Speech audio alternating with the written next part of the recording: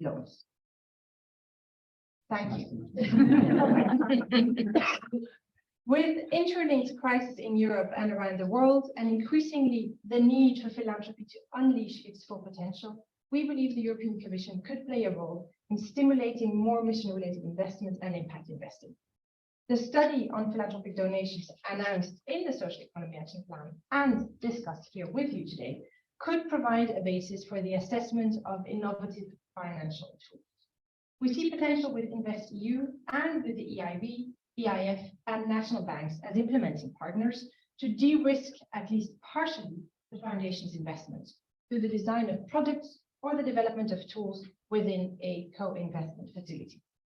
So there is a lot to unpack, to which today's conversation on the Philanthropy Capital study can contribute greatly, in particular as it will be brought to life with the experiences of pioneers on the matter of mission-related investment.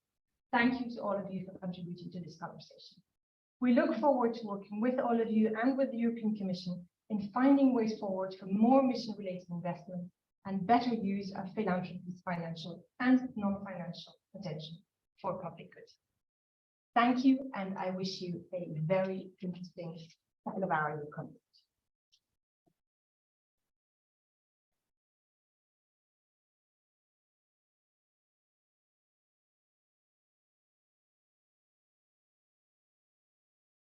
Good morning to everyone present here and to the ones joining online. My name is Inês Gonçalves and I'm here representing today DG ECFIN from the European Commission. First of all, I want to thank philea for working with us to organize this debate and creating this great opportunity to discuss the results of the EU Philanthropic Capital study. But also, I would like to take the opportunity to publicly thank Mr. Thomas Vennen. I would also like to take the opportunity to thank the European Investment Advisory Hub, who has commissioned the study on the behalf of the European Commission, and all the foundations and philanthropic actors who have participated in the study. In December 2021, the European Commission adopted the Social Economy Action Plan, as it was already referred before, while remarking on the importance of mobilizing resources to boost the European social economy. The plan pointed out two main things for us: the lack of data on the potential size and weight of philanthropic capital, but also the potential to leverage this kind of private investment to further the social economy in Europe. Building on a series of focus groups hosted by the Commission last year, the study was launched to analyze the landscape of philanthropic capital, the investment tools that organizations are using, and the potential for catalyzing mission-related investments via EU tools, namely under InvestEU. Ultimately, this study shall now serve as the base for us to continue with evidence-based policies. That is the ultimate reason why we are here today, discussing its results, because the study can only be valuable if we use these findings to take action. The study has confirmed that the EU philanthropic sector is equipped with the financial potential necessary to play a significant role in the growth of mission investing. The research revealed that the European philanthropic sector is equipped with a group of leading early adopters that have deployed significant resources and high levels of creativity to build mission investing expertise, capabilities, and processes. However, the study also shows that they have done so in the absence of a conducive or harmonized legal and fiscal environment. While some of its findings will take time to be addressed due to their complexity, it is crucial to understand what can be done in the short term. Hence, today's debate will focus on the study's results, but also on the experience, victories, and challenges encountered by some of the philanthropic actors involved in the study. As you are aware, EU policy increasingly recognizes foundations and philanthropic organizations as drivers of innovative approaches to tackle key social issues in Europe. And we believe that philanthropy also has an important role in the expansion of the European impact investing space. I want to reassure you that the Commission remains highly committed to developing the EU social investment space, especially regarding cooperation with foundations and philanthropic organizations. we really want to take today's opportunity to frame how can this ambition be actioned. Many thanks to all of you for being here with us today, and I really hope that we can have a very fruitful discussion now, but also on the aftermath of this event. Many thanks.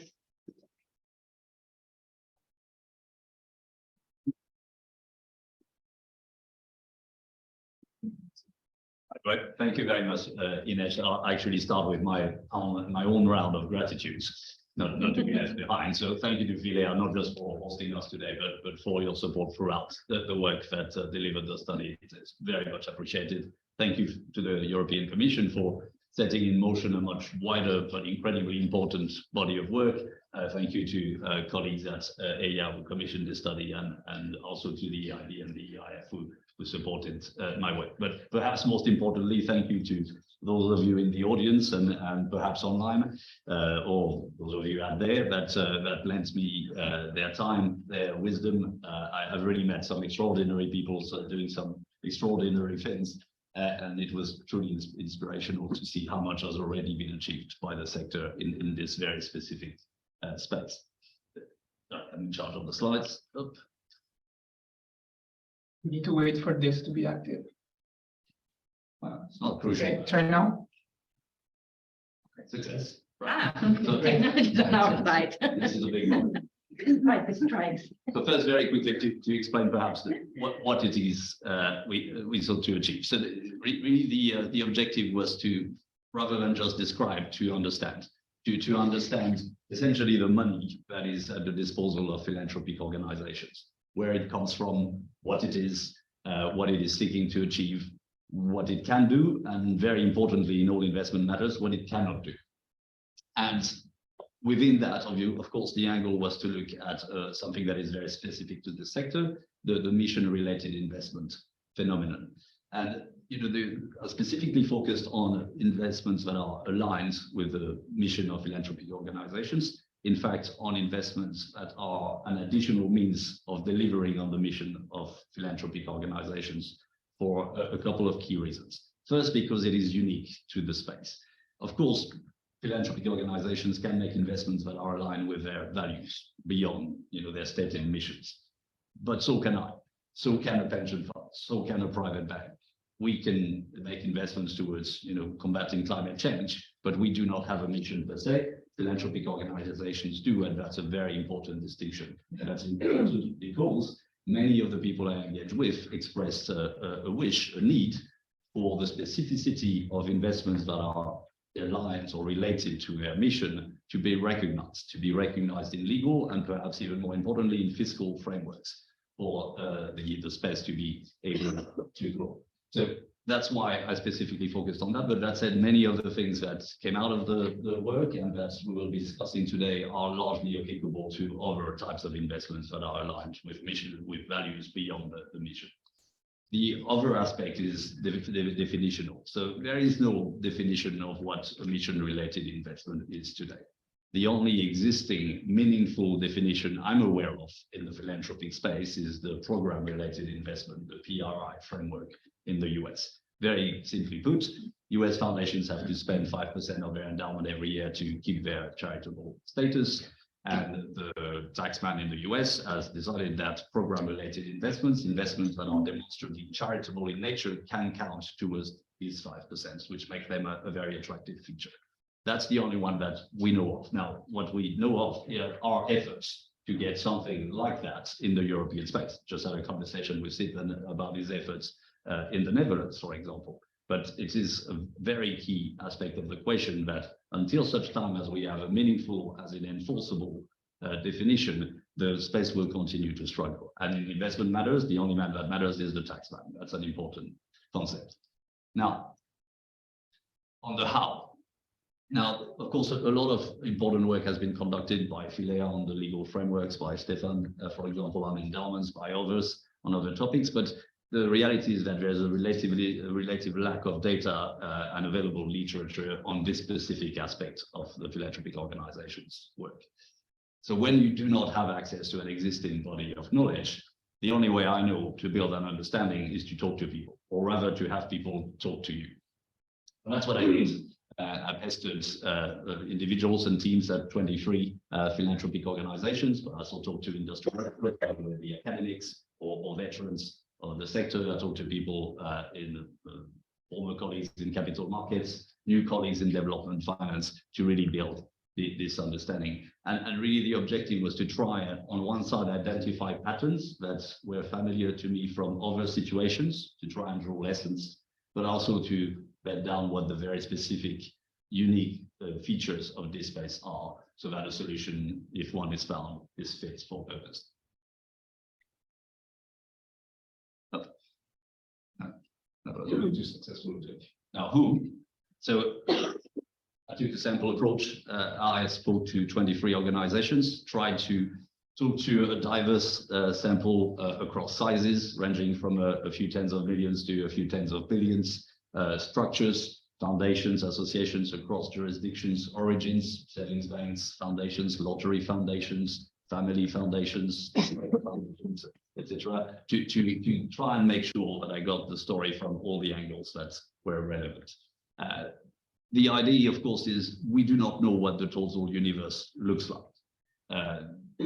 My early conversations deal with the fact that it was kind of hard to come up with a unified definition of what a philanthropic organization is, let alone count them, let alone count their capital.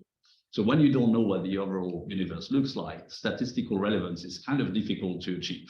Now, thankfully, in an investment scenario, and largely because investment people are a bit lazy, we are quite happy to not let better be the enemy of good. And therefore, as long as we think that we have enough covered, it's fit for the purpose of an investment scenario analysis. But it's important to understand that this yielded, or the picture this yielded is a landscape, not a map. And that an exercise to map the capital would take a lot of resources, but would also be extremely useful going forward. So lots of room for our research colleagues. Now, starting by some of the quantitative observations, and then later on move on to qualitative. So the first thing is, when looking at the capital of philanthropic organizations in the sample, first of the observation is that it is significant, even in a global context. The next one is that it displays very strong concentration patterns. And the magnitude of these concentration patterns is such that it is quite obvious that it's not just relevant to the sample, but that it is relevant to the space. One contributor, one factor, although not the only one, behind these concentration patterns is the existence in the European landscape of what I call dual-purpose philanthropic giants. So essentially, as you know, some of the largest philanthropic organizations in the European Union have a dual purpose, one philanthropic purpose and a corporate purpose. And that means that they have, and it is possible, by the way, that these two purposes can be brought into alignment. So there may well be a great deal of value in the fact that some of the largest corporates in Europe are owned by a philanthropic actor. But from an investment standpoint, there are a few lessons to draw from that. The first one is, obviously, they put enormous resources potentially at the service of the mission investing concept. Not just the money, but their ability to execute, their expertise in specific fields, their investment acumen, etc. And that is of great value. The flip side of that is that specifically in an early stage scenario, having a few very large players dominating the space can be unhealthy for the development of the ecosystem. Specifically, investment intermediaries very quickly focus solely on the big guys for obvious reasons of efficiency as well as commercial. And again, we'll get back to that, but the quantum of capital is important. The diversity of sources is at least as important when you want to build a healthy investment ecosystem. The other thing to keep in mind is, because of their nature, not all of their assets are accessible. So essentially, one of your missions is to own a specific company. That means that the part of your capital that is busy holding that company is not accessible for other purposes. You cannot sell that assets to do something else.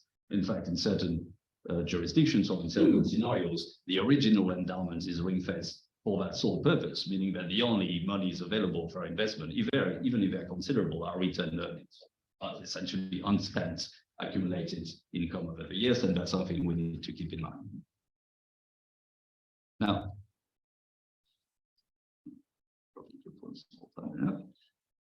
that also has one implication when looking at asset allocation pattern. But maybe first it's useful to say that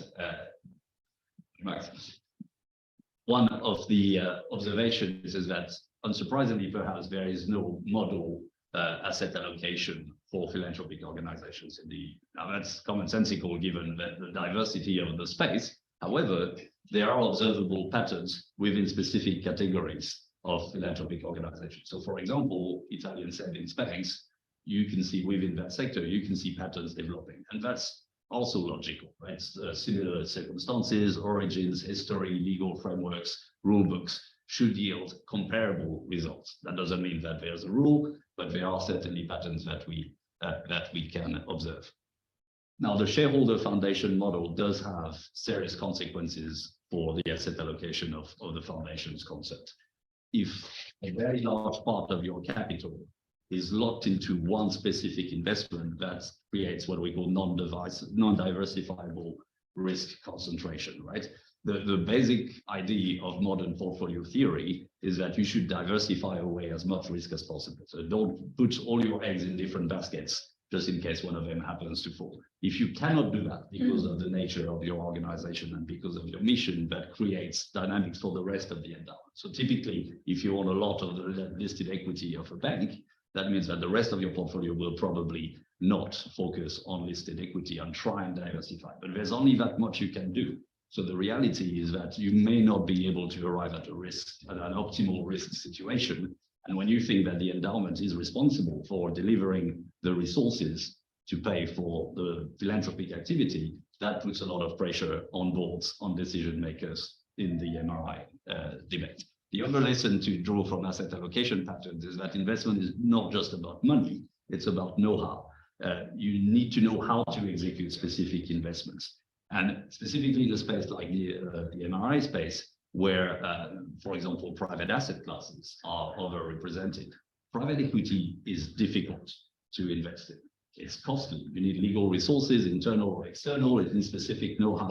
So that means that even within the sample, which of course was somewhat biased towards people that had something to say about MRIs, so perhaps people that knew a bit more, even within that sample, you can see that not everyone knows how to do private equity, not everyone knows how to do private debt, and that means that certainly in the wider sample, there will be an unequal ability to execute these investments. Now, looking at MRIs themselves. So I looked at just over 220 mission-related investments made by the sample of organizations. So a few observations there. First, they tend to be reasonably small. So out of the 220, if memory serves me right, about 100 are between 100K and €1 million, and over 80 are between 1 and 10 million euros. So again, not surprising, but something to keep in mind because making small investments is expensive business.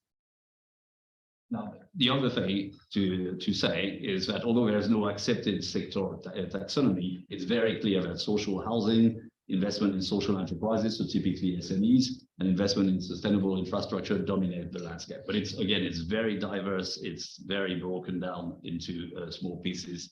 But these three sectors certainly. Other observation, it's quite usual in impact investing to see convertible loans sitting as an alternative to equity. But otherwise, there's very little lending happening, as was mentioned earlier, partly because it's not allowed in many cases, partly because it is a very specific game. But that is counterintuitive in an early stage scenario because debt is typically an easier thing to adopt than equity in an investment scenario.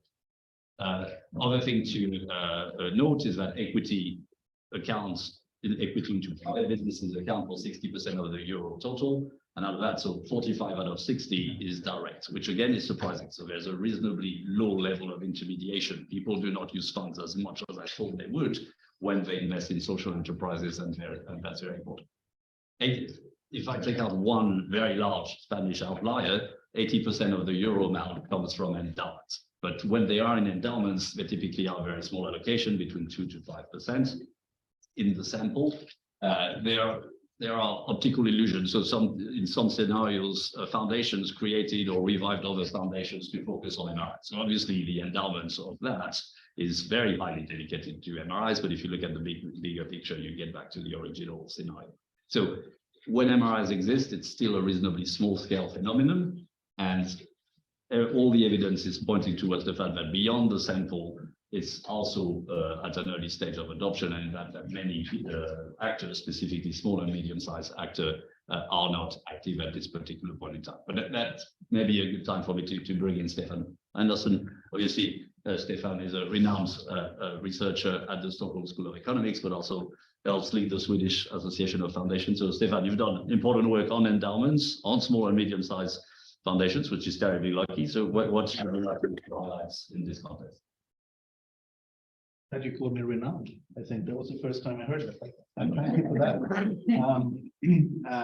Yeah, Stefan, the Stockholm School of Economics, and also the Association of Swedish Foundation.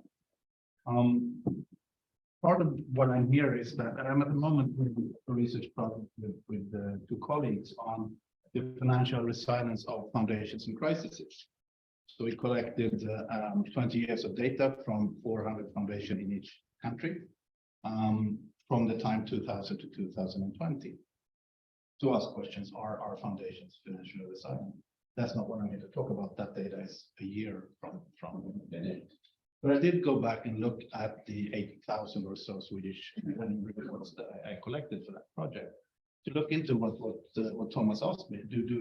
How does the landscape look like? What can I see with a very, very quick glance?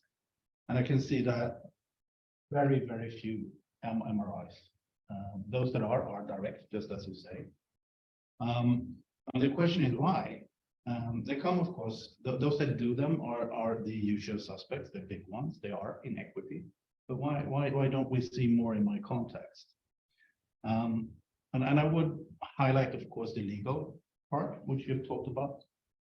You can see that most of them have this responsibility in the bylaws and in the law to protect the endowment. Most of them are in perpetuity, but also the permanence of the mission.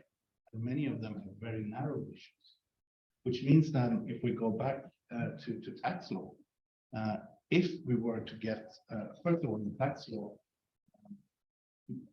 mission fulfillment is necessary for the tax exempt status. Then we get back to the civil law. If you then have a very narrow mission, even if you could get tax exempt status for these investments, it's not within the mission. So this is one thing that we have a permanence in these things. But also, I think we also have it's more of a marketplace than a market. I was thinking a lot when I was very good at finance, which I'm not. We have really interesting, good discussions. I learned a lot about that. And it was something nagging me, as you probably heard in our dynamic discussions, around this, that I mean, in capital markets, you have the universal clearance mechanism of money. It's translatable, it's always the same. But if you go to our foundations, what we do is about the heart and the mission. So when we're creating these instruments, these investment instruments, not only we need to take care of the different legal aspects of many countries, which are different. I come from a country with very strong civil law, very strong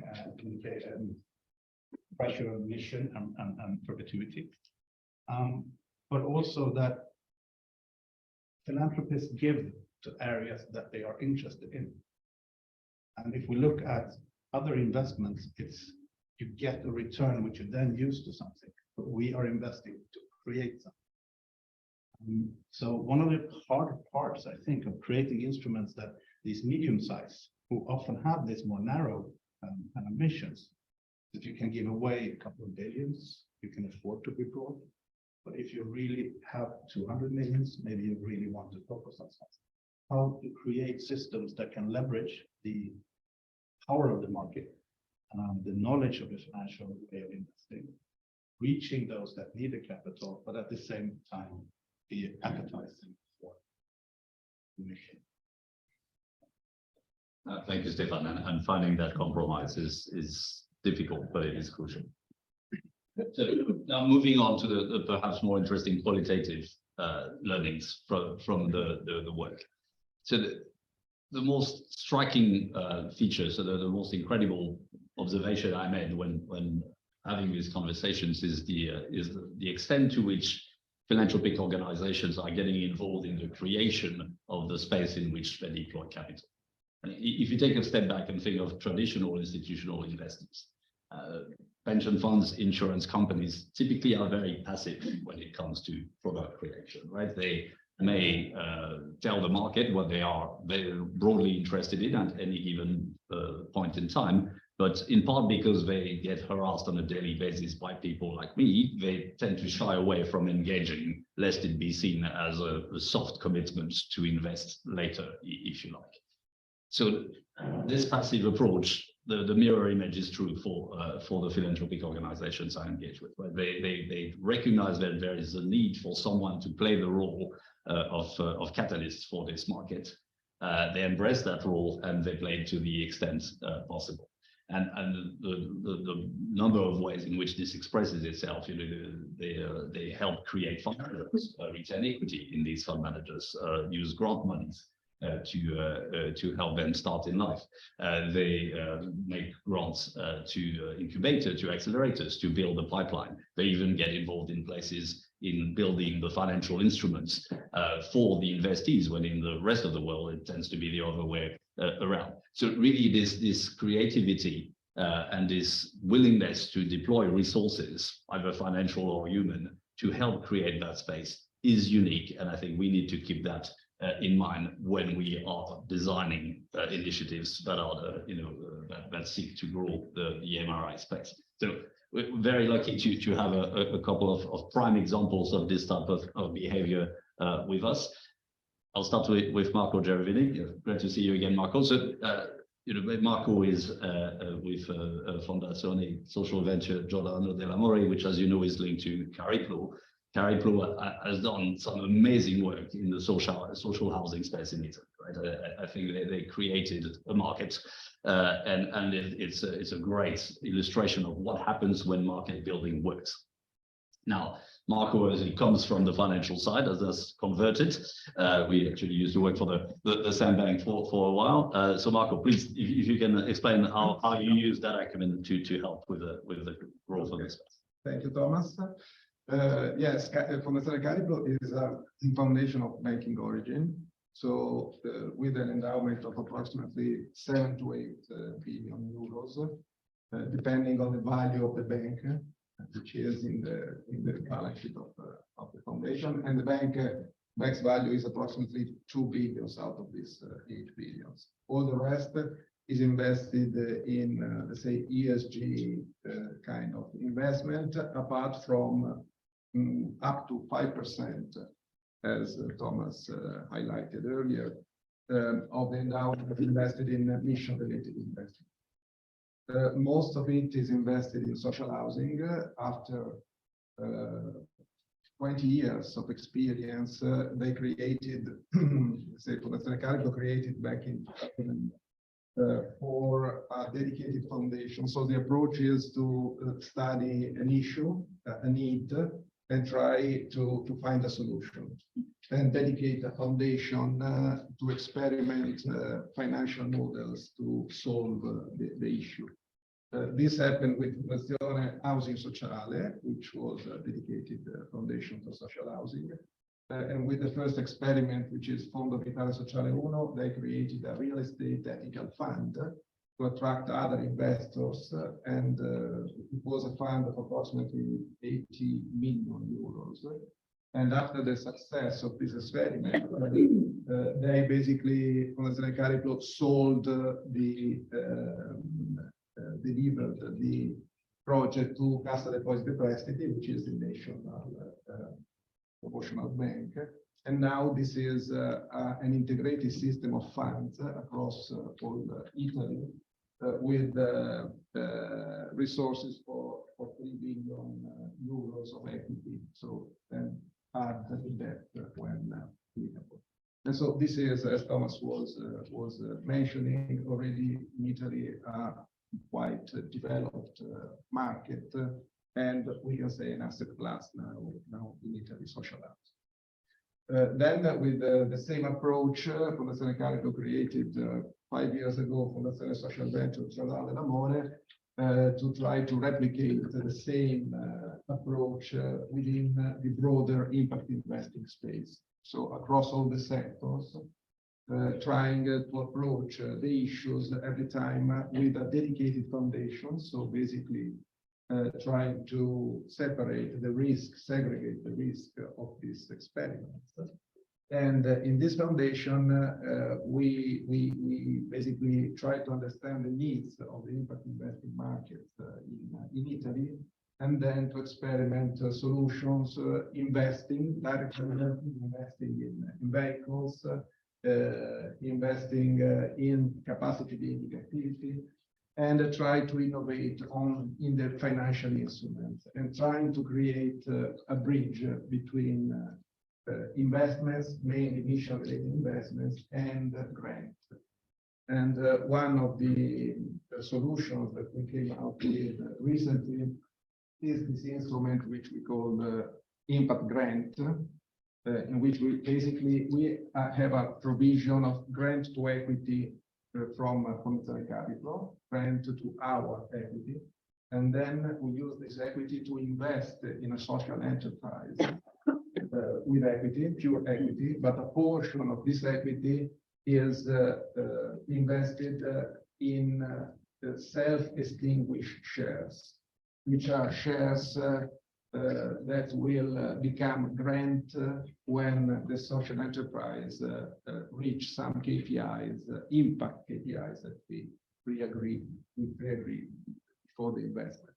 In this way, in Italy, we have quite a big issue of the thin capital of social enterprise. So we need to help social enterprise to reinforce the capital base.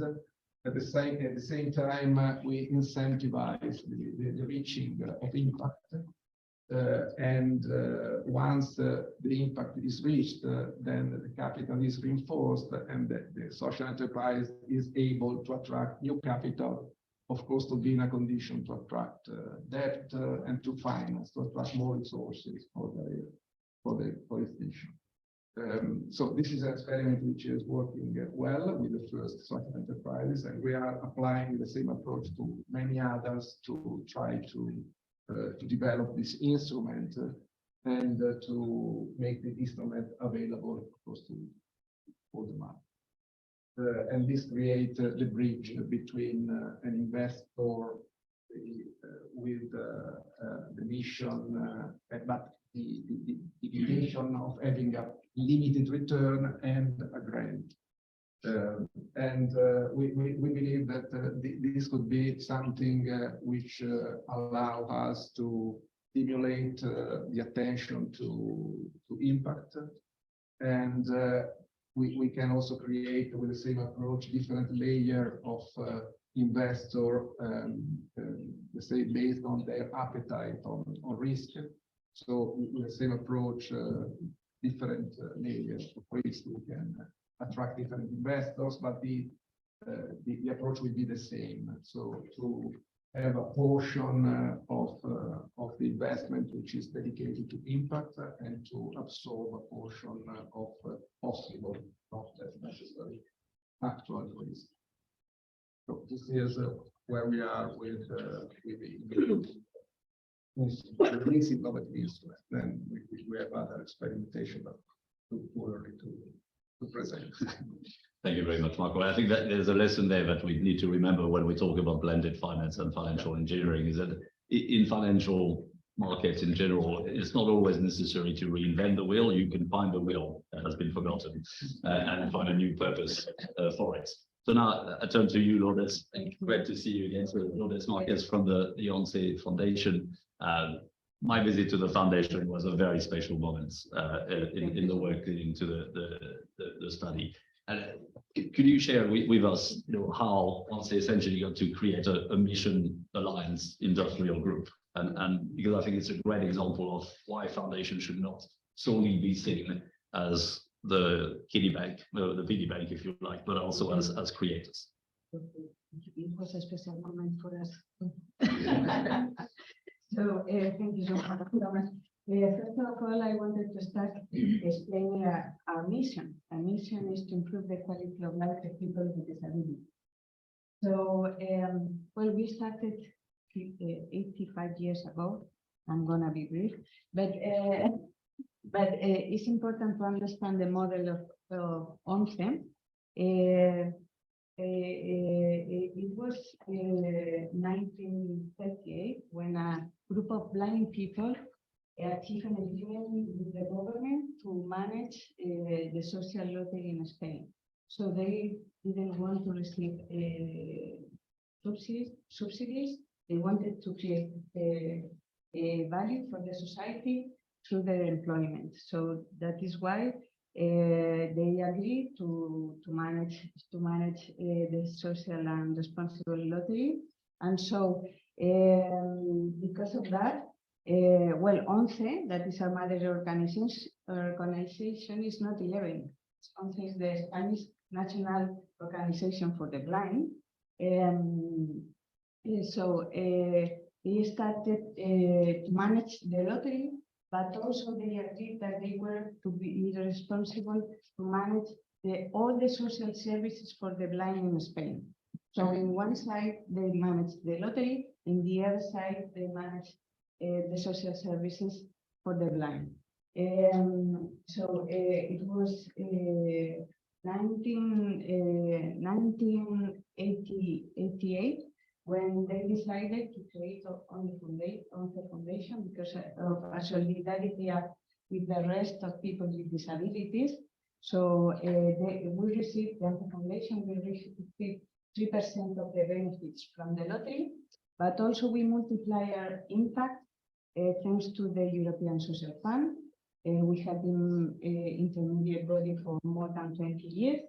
And so that is why we have very clear from the beginning that employment is the key to really progress in equal opportunities and also to achieve real social inclusion for people with disability. So that is why on the foundation we are focused on employment and also we are based in other two pillars that are universal accessibility and also training. Because we think that these are the three levers to really achieve social inclusion. So when we started in 35 years ago, well, we realized that it was not going to be easy to convince the public sector and the private sector to create employment for people with disabilities. It's not easy now, but so you can imagine many years ago. So we decided that we have to create our own social business enterprise. So we create was called at the beginning Fundosa, now it's called Union.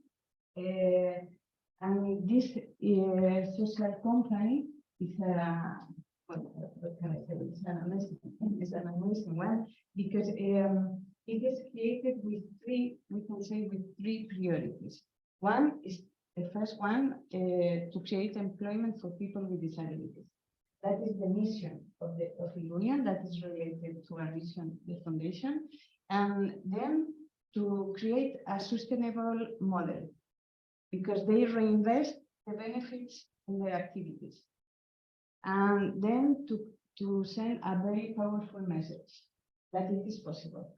So when we go to the public and the private sector, it's not easy to convince, but we can come and visit us, that it is possible. So it's three messages that are priorities that are very important for us. So now we have a union that is 52% from ONCE Foundation and 48% from ONCE, our mother organization, if you remember.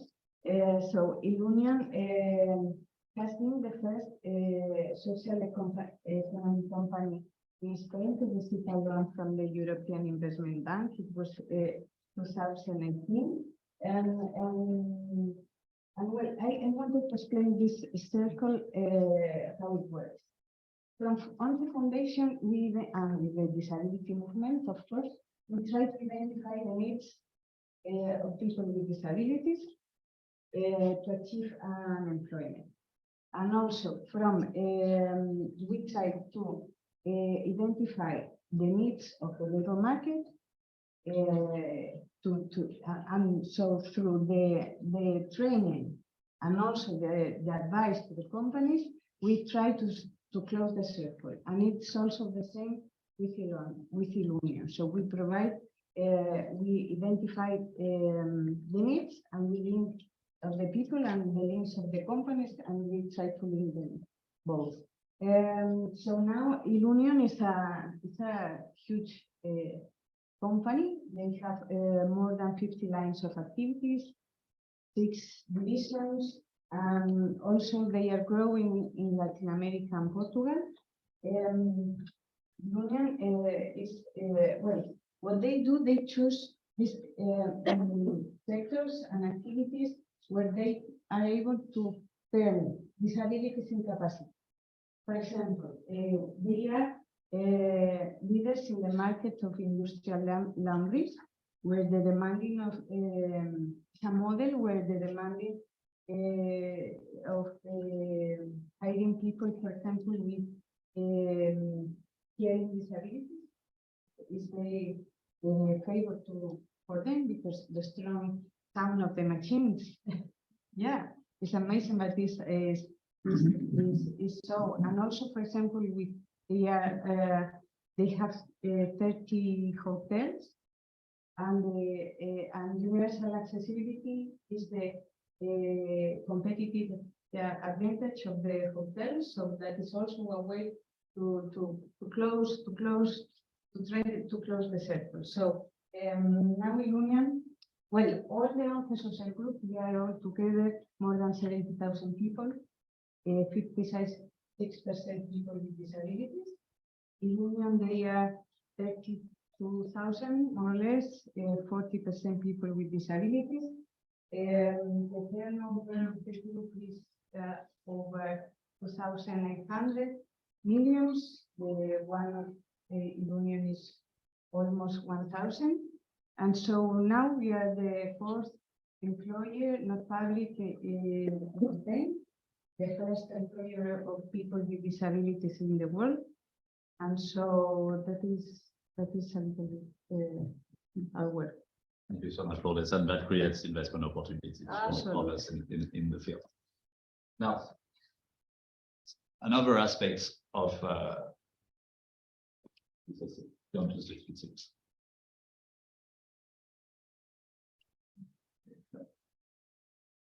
well, that's okay. I know what's on the slide, but so another aspect of what I observed that really struck me revolves around specialization. So again, doing the parallel with traditional institutional investors, pension funds, insurance companies are generalists, right? They seek to optimize risk return, they manage assets and liabilities, they're relatively agnostic to what sector, what geographies they invest in. It's not linked to their DNA. I'm talking about the asset owners, not the fund managers that may specialize on behalf of asset owners in this or that area. And in stark contrast, the philanthropic organizations I engage with are the specialists in their mission area. Now, that might be a sector, it might be an activity, it might be a geographical area, but they are the experts in that. I'm very sorry that doesn't. And that is a great score of that, because that means that within their area of expertise, philanthropic organizations know the actors, they know the people, they know the issues, and sometimes they even know the solutions. And in an investment scenario, that may present them with a huge advantage, right? Because they are able to identify pipeline, they might have the specific skills to understand the investment opportunities in a particular sector, and they know the investment needs in their specific region. So that knowledge, that specialized knowledge is, I think, a great store of value, and they derive that from a number of areas. So the most obviously, of course, it could be from the business that they are related to or are the owner of. For example, if it is in the pharmaceutical sector, it can be linked to their origins. savings banks foundation, for example, that is embedded in a specific region will derive specific knowledge from that. It can be more obviously perhaps derived from their philanthropic activity. So I don't know, the Béton Courcheuleur or Fondation France may know specifically about patrimony in specific parts of France, for example. So all of that is really value that we should not overlook, that traditional investors do not have, and that positions them well to be, again, pioneers and leaders in the creation of the MRI space. So again, we have a couple of great examples, which will also allow me to turn my head left, which at this point in time is great news. So Stefan, you are with Novo Nordisk Fonden, which might not need an introduction. You guys will skew any sample you're included in, but perhaps more importantly for today, I thought that the Repair Fund was a fantastic example of how specialization can help a foundation make a big difference with mission-related investments. So over to you. Okay, thank you very much. So this is another Stefan, right? So, but this time it's a Danish one. So, well, I'm with the Novo Nordisk Foundation, and I'm actually also with our holding company called Novo Holdings. And before I'll explain a bit about the Repair Fund, let me just, for those of you who do not know us, and I guess there will be someone who doesn't know us, I'll just explain a bit how we are established. So on top of everything, we have the foundation. So the foundation is what we call an enterprise foundation, which means we have a dual purpose. One is to invest and own companies, and the second one is a philanthropic purpose to use those dividends, profits we make from investments to give out to philanthropic purpose. So our organization consists then of people that are philanthropic experts. And then we also have this 100% owned company called Novo Holdings, where we have financial investors. So that's people with ties and, you know, all these bankers and all that stuff. And we have about equal of those two. So we're about 200 in the foundation, about 200 in our holding company. And the vision of the foundation is to improve people's health and the health of the planet. So those are two big areas of work, and there's plenty to do in that field, as you can imagine. Our holding investment company are not only the owners of our two biggest assets that we never depart from, which is Novo Nordisk and Novozymes, both leaders in their fields, but we are also the investors of about 150 other companies. And that number is growing. And that is within life science companies that essentially people, health, and it's in bioindustrials.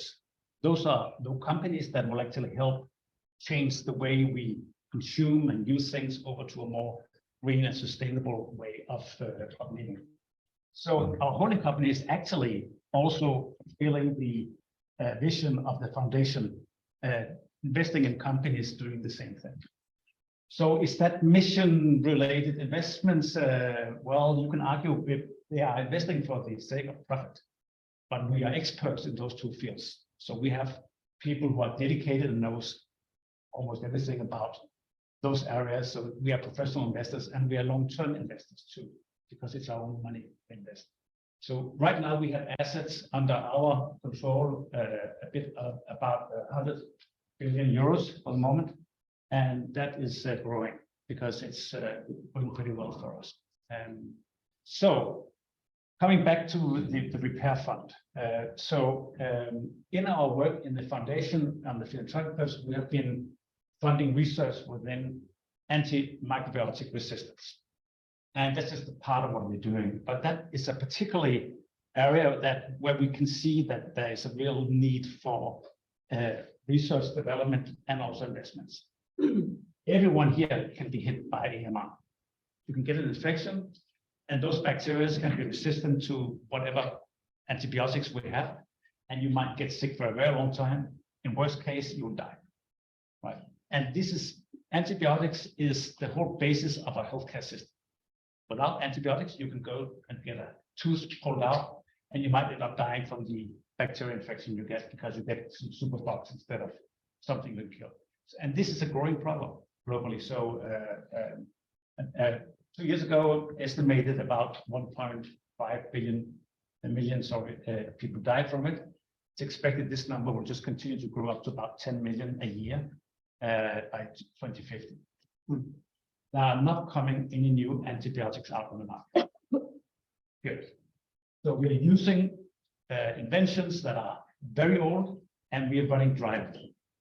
And that's a real problem. At the same time, we're overusing antibiotics globally, and both for animals and for humans. And then there are parts of the world where we don't have any antibiotics, and people are dying because they can't get antibiotics. So we have a huge problem here. And so we could see looking at the global scale that there were no new companies coming out that could bring new antibiotics to the market.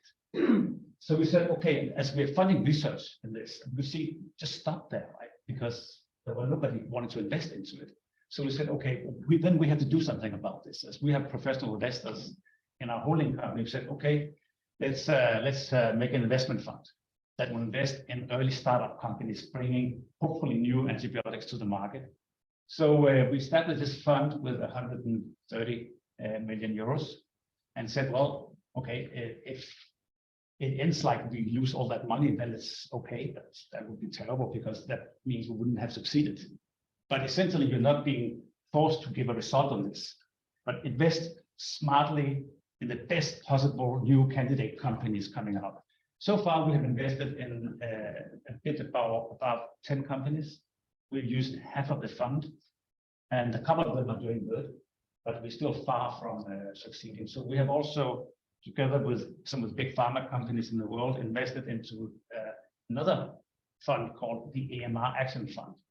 And this one has $1 billion in its assets, and they will invest for companies going to market.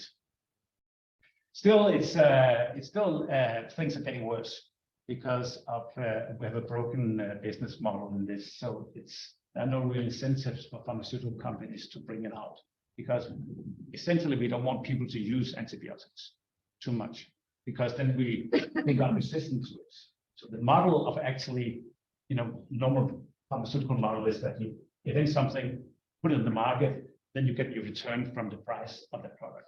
But here you are actually producing something that you really don't want people to use, right? So and that's why the pharmaceutical business has more or less said, well, we can't go into this area because it's just lost. So, but this is where we are. So we are carrying on with the AMR and with the repair fund, but we are looking towards an area where we are actually a little depressed, although we're doing this because it's still going the wrong way. So that's another story, but hopefully G7, G20 will make some radical decisions on this, hopefully soon. So thank you, Dennis, Stefan. It's really a great example of how it's not just your specialist knowledge of the field, but also your investment skills, the investment skills you have access to that allowed you to put together. It's essentially fun. We can discuss how that can be a way to mobilize others. Now, I turn to you, Franz. So from the Erste Stiftung, so now owning a bank doesn't sound like a bad place to start when it comes to using financial instruments to deliver on the mission, particularly in a space where, as we discussed earlier, lending is relatively anecdotal as a means of delivery. So can you share with us how you work with the bank to deliver on the foundation's mission, I guess, in your geographies of focus? Yes. Well, we are the typical foundation that Thomas has described earlier, a shareholder foundation with all our capital tied up in the shares that we hold of the bank that we are associated with, which is called Erste Bank. It's the largest retail bank in Central Southeastern Europe. It's a savings bank originally, so it will be also a savings bank foundation. But our limitation is all our capital is in these shares. We cannot sell the shares under normal circumstances, and we actually rather went by what we are doing, that we should increase our share with the bank. So the investments that we can make mission related are only coming from our accumulated earnings, also as you said earlier. So this is something that we have been trying to do, and of course this is really tiny compared to what we have in terms of assets. And so our idea was to find a partner to leverage that. And of course, the closest partner is the bank in which we are the largest shareholder. So we have a certain leverage over the bank as well, in terms of pushing them to work with us. And about 15 years ago, 16 years ago, we started building social banking activities together with the bank. That was our beginning of our investments. We set up a microfinance institute in Romania. We built other instruments within the bank. So that we had, because the benefit of that was that we had access, or benefit for us was that we had access to the banking expertise, people who were knowing what to do in a retail, and how to structure financial products, etc. And on the other hand, as the foundation grounded also in the civil society in Central Southeastern Europe, we had a large number of NGOs with whom we had contacts, with whom we got in touch. So we had, so to speak, both ends of the demand and supply for capital at our disposal in order to build something. We therefore, in the end, created a holding between us and the bank in order to leverage also the resources, the financial resources of the bank in that. This holding is now housing different activities, from financial literacy training activities to actual really investment possibilities. One of the so we have the expertise on creating financial instruments that are purpose fit to what we want to do again to help marginalized people. We want to help social entrepreneurs, but also financing NGOs in the region. So this is the spectrum basically of what we are doing in terms of social banking. All of these three do not promise a large return. All of these three entities are relatively high risk. The question, of course, is how do we structure these financial instruments, and how do we actually build investable social purposes and social activities. We have this possibility in approaching both, in terms of the financial instruments, yes, we have impact bonds in Austria. We have done the first 2 impact bonds in Austria. We have a social housing bond now in Slovakia that is beginning to be successful. Let me put it like that. It took a while, but I'm glad to talk about social housing with Marco later on. We have a microfinance outfit in Romania, which is functioning quite well and expanding actually. Recently we have gone into something I think which is quite interesting, especially for an entity like us. And this holding company, we have supplied with capital, and they are now giving subordinated loans or subordinated debt to social entrepreneurs. And with that, they are then able to approach the bank for loans. So because as most of you probably know, subordinated debt counts as capital, own capital, and therefore their capital base is increased, and with that they can then get loans from a bank. Our bank most probably, but also others. That is a starter. That is really something that we are beginning to see as a market builder as well, because that increases the investment possibilities or the financing possibilities also for a regular bank in the social field. So this is in a nutshell, so to speak, what we have been building up. Our focus was on impact-centric investment. So we really wanted to find the blended finance products, to build the blended finance products that are able to do that. And in that, we have now a third partner, which is DIF, with their guarantees. That's a very important element, and we have built a very good working relationship with DIF. So the guarantees that they are now giving us is enabling us to go much further, for example, in the microfinance field that we're doing in Romania, then we would have been able to do that without that. So this is definitely one of the possibilities that we are now seeing with the European Union cooperation that is enabling and helping in that field. Yeah, I think in a nutshell, to save time, that's it. Thank you very much, Franz. Very useful, and indeed a first hint at what might be in the context of InvestEU, but also I think another great example of any institution that's interested in the missions or that shares missions with you should look at foundations as more than just the capital, but also the ability to create these opportunities. Co-create together with others. I mean, we really did that connection with the bank has proved very, very positive, and it has also, and that's really, I add that too, it has also changed the perspective and the view within the bank. I remember when I joined 18 years ago in the foundation, the bank was a purely commercial, hard-nosed business bank. By now, they are very much aware of what it means to be socially responsible, what it means to be responsible for a whole community, rather than just financing business. This is really an amazing shift that happened within the bank, and this will be long term. I mean that enables us now also as a foundation in a much easier way to link with them and work with them to develop new financial products for social banking and social needs. I think that it did that earlier, the virtues of philanthropic ownership, but probably someone should write about this. But anyway, going back to the co-creation side, these observations around the willingness to get involved in the creation, but also the specialization really leads me to an observation, which is in a mobilization scenario elsewhere, whether it's impact investing or development finance. The institutional investors are seen as externals. They're seen as passives, and they are, involved at the end of the process when fundraising takes place.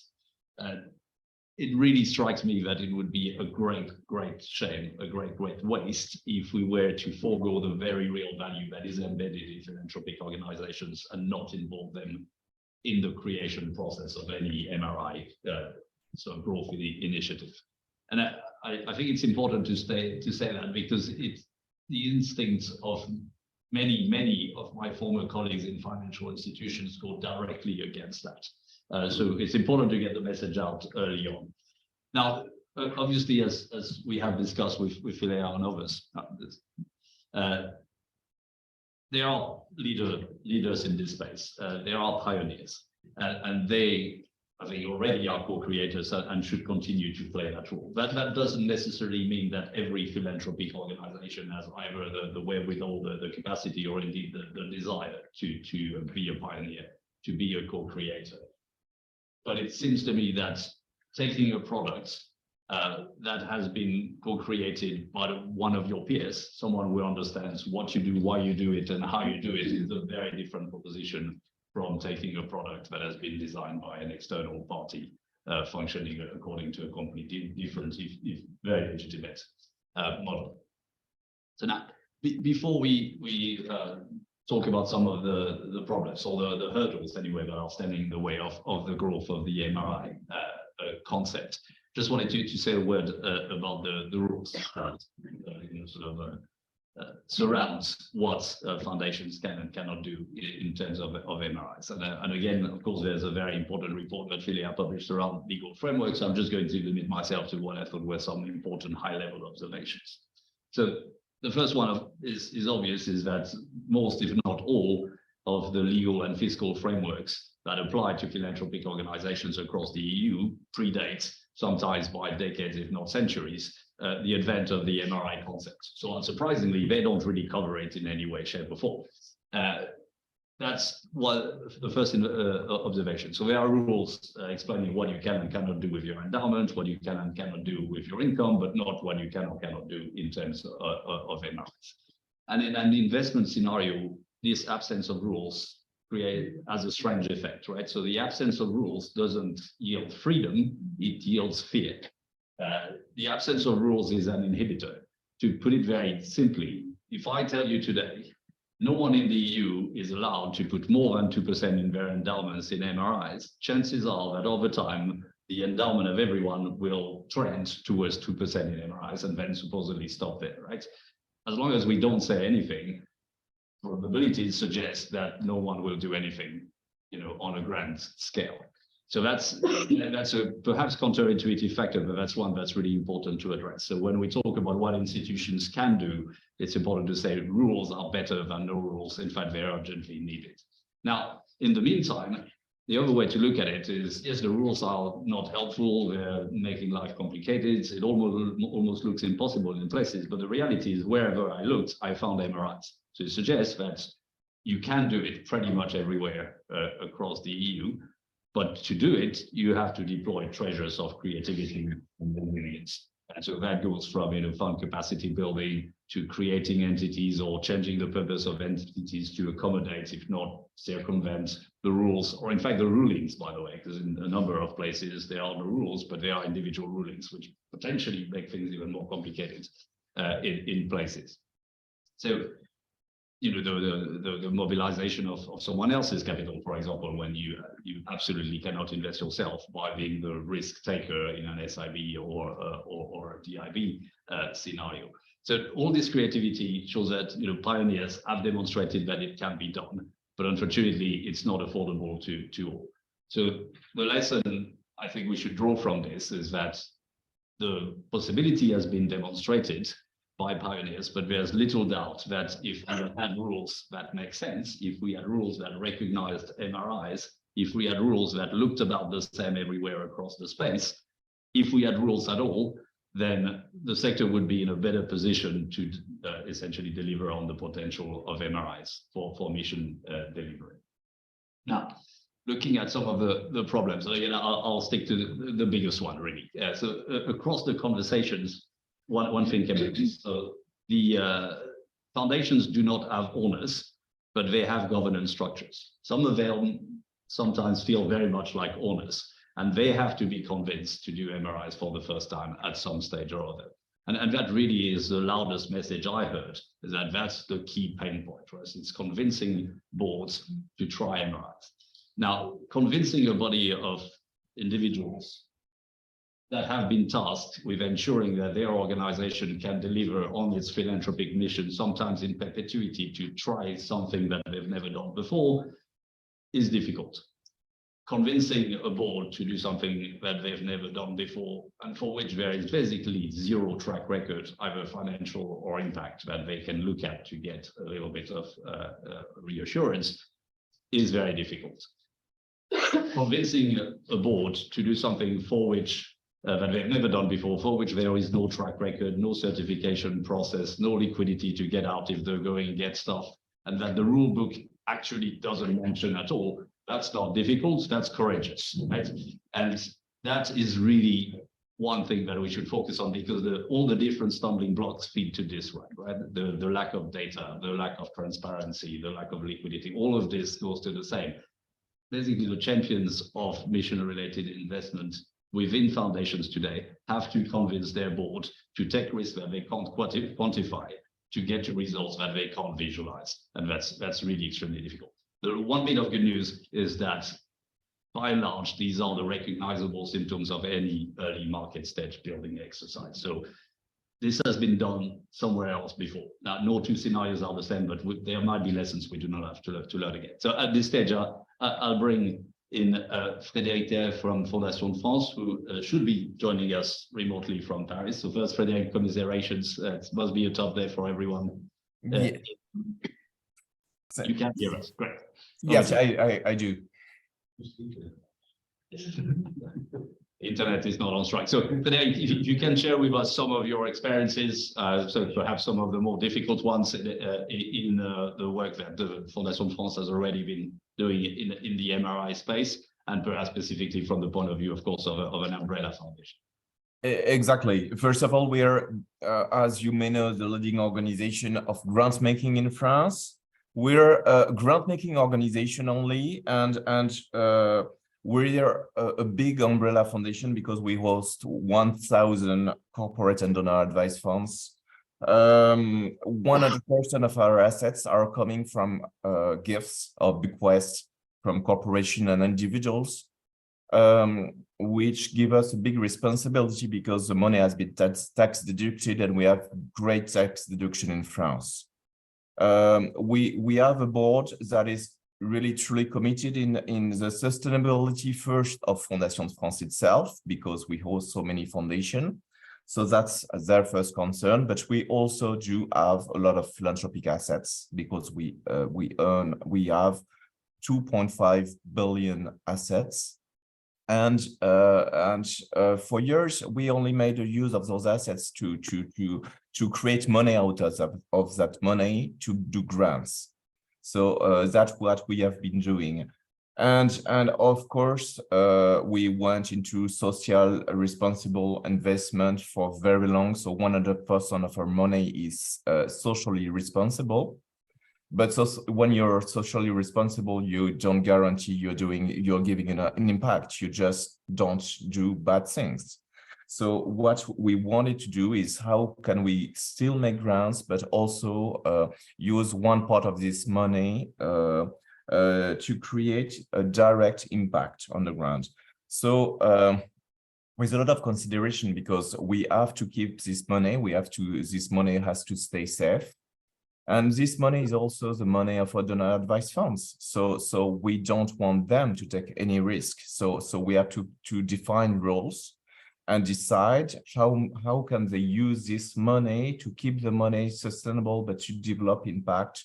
So we made rules for foundation that they cannot use over 10% of their assets in mission-related investment. And we create a first fund. The struggle is to find financial partners that will help you developing the financial aspect of the fund, because we're not a bank. We're not going to build ourselves and we need all the financial engineering for the fund.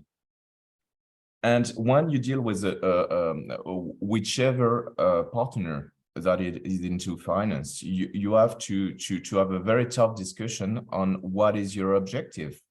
And our objective was impact. But their objective is profit, of course, because they get paid on that. So it's a very tough discussion. And the first committees, well, we decided to create a fund of 200 million. So it's not a huge fund, but it's already for France a big mission-related impact fund. And we decided it will go to environment and social issues. At this point of the market, you can, not so easily, but you can find important projects that are really mission-related and that will create a direct impact on environment. It is much more difficult to find projects that will create a great and direct impact in terms of social issues. And when you're working and you're doing like a private equity or some projects, you want to invest them with an outcome that is impact on the ground. You don't have at all the same view as your financial partners, because they are looking at the financial sustainability of the project. They're looking at the outcome, the financial outcome, and we're looking at the impact income. So it's very difficult to combine those aspects. And what we made is a mistake is to open the fund. So we decided to open the fund to other investors. And at this point, it's becoming very difficult because we were a lot around the table to decide what will be the best outcome and which structure we should invest in and on what criteria. So it's 5-year work, and it's we do have some great success, but now we are trying to build another fund because we want a fund that is 100%. The first one is mission-related impact fund, totally, but we want another fund that will really be 100% impact first. And when deciding on that and putting the impact first, you have to consider that the assets you are going to give to that, you may lose. So in fact, you're using your endowment, but you're using it more like a grant. And if a foundation under the aegis of Fondation France wants to put his assets there, do we consider that being an investment, or do we consider that to being grants? In term of finance and financial reporting, it's totally investment, but it's an investment where you probably could have no return at all, and you could lose your money, like in any investment in equity. I think we really are learning at this point. Everyone has a great appeal for mission relative impact, but on our experience, the money is easy to find. The projects are much more difficult because the market is growing. Of course, the money will drive new projects from social entrepreneurs that want to build to achieve an impact, and that will create that will not create non-profit, but a new social economy with great impact. But at this point, I would say the market is very narrow. All the investors in France are looking at exactly the same projects, and the projects are very tiny. So if you want to have a greater impact and put a lot of money in that, we are on a growing market, and probably we need a policymaker to help companies settle with a social economy model that will rely on mission-related investment, and probably we have to have model where we could support the risk of investors in some way, so we can still we can make all the system grow. At this point, even though we do have one fund created, I would say it's what we're doing is great, but we're still doing research and development on mission-related impact, and there are something like 10 foundations in France only that are seriously going on mission-related impact, and not in just green finance, and I think it's going to move very quickly because the demand is so important. We have some individuals in our foundations that are willing to put much more money. So at this point, I don't think the money will be the problem. The problem is how we accompany this new model of economy to grow. Thank you very much, Frederic. I think your call probably was not unheard by the policymakers in the room, and I think it's very important to share these experiences, and frankly the bad as well as the good, if we are going to help the space grow. So look, I think there have been increasing references to a market, and certainly I see that as a market building exercise. Now, the word market can be loaded at times. So really what is at stake is whether the considerable work that has already been done by the pioneers, the leaders in the sectors, deliver something that is sustainable, that is open to more, and that really helps the social economy get off the ground. Now, we'll get back to instruments, but there are roughly two types of action that we can take here. One I refer to acceleration, and that's basically allowing those actors that are already present in the market to leverage off the impact that they're creating, to have higher volumes, to do more and to do it better, so higher efficiencies. The other model is adoption, so basically creating the conditions for additional players to enter. And as I hinted at earlier, the diversity of sources of capital is extremely important if you're going to have a healthy ecosystem. What Frederic just described, the difficulty to find opportunities. That means, yes, it's not a problem of the quantity of money, but the diversity of opportunities, the diversity of the demand for money is a function of the diversity of the supply for money. If the market only serves 3 or 4 large players, then that's all the pipeline you're going to get. It's hard to visualize, but it's very important. So acceleration, adoption. I think it's worth mentioning that I've met with passionate proponents of either of these. So they are not mutually exclusive, but there doesn't seem to be a consensus about which one to prioritize at this point, and that's probably part of the conversation that we need to have. Now, market building. So market building isn't a science, but it has been done better. And I guess the underpinning idea is that individual financial instruments are important, but the choice of an individual financial instrument is less of a factor in the overall success of a market building exercise as the way in which it is used. So essentially, if you don't have a systemic approach to building the market, you will not get the market effect that will create a place where there is more pipeline and more actors, and essentially there is a more efficient way of allocating philanthropic resources to mission-related investment. So in other words, the sum will then not have a higher value than the individual parts. And that would be a way. So again, there's no recipe, but there are a few pointers that we can use when we think of this problem. The first, I think, most recognized sine qua non condition of a successful market building exercise is self-motivated stakeholders. So people that actually want it to happen. I certainly feel that the philanthropic sector has that in spades. Frederick just referred to, the level of demands. There is certainly a core group of self-motivated stakeholders to get that going. The next step is operational efficiency and compliance clarity. That sounds boring, but what it is essentially saying is that we need to get to a stage where you can make an MRI and not everyone involved ends up exhausted and poor. And also the compliance clarity is that everyone knows from the beginning that no one is going to jail as a result of doing the right thing. So it's two important steps on the way.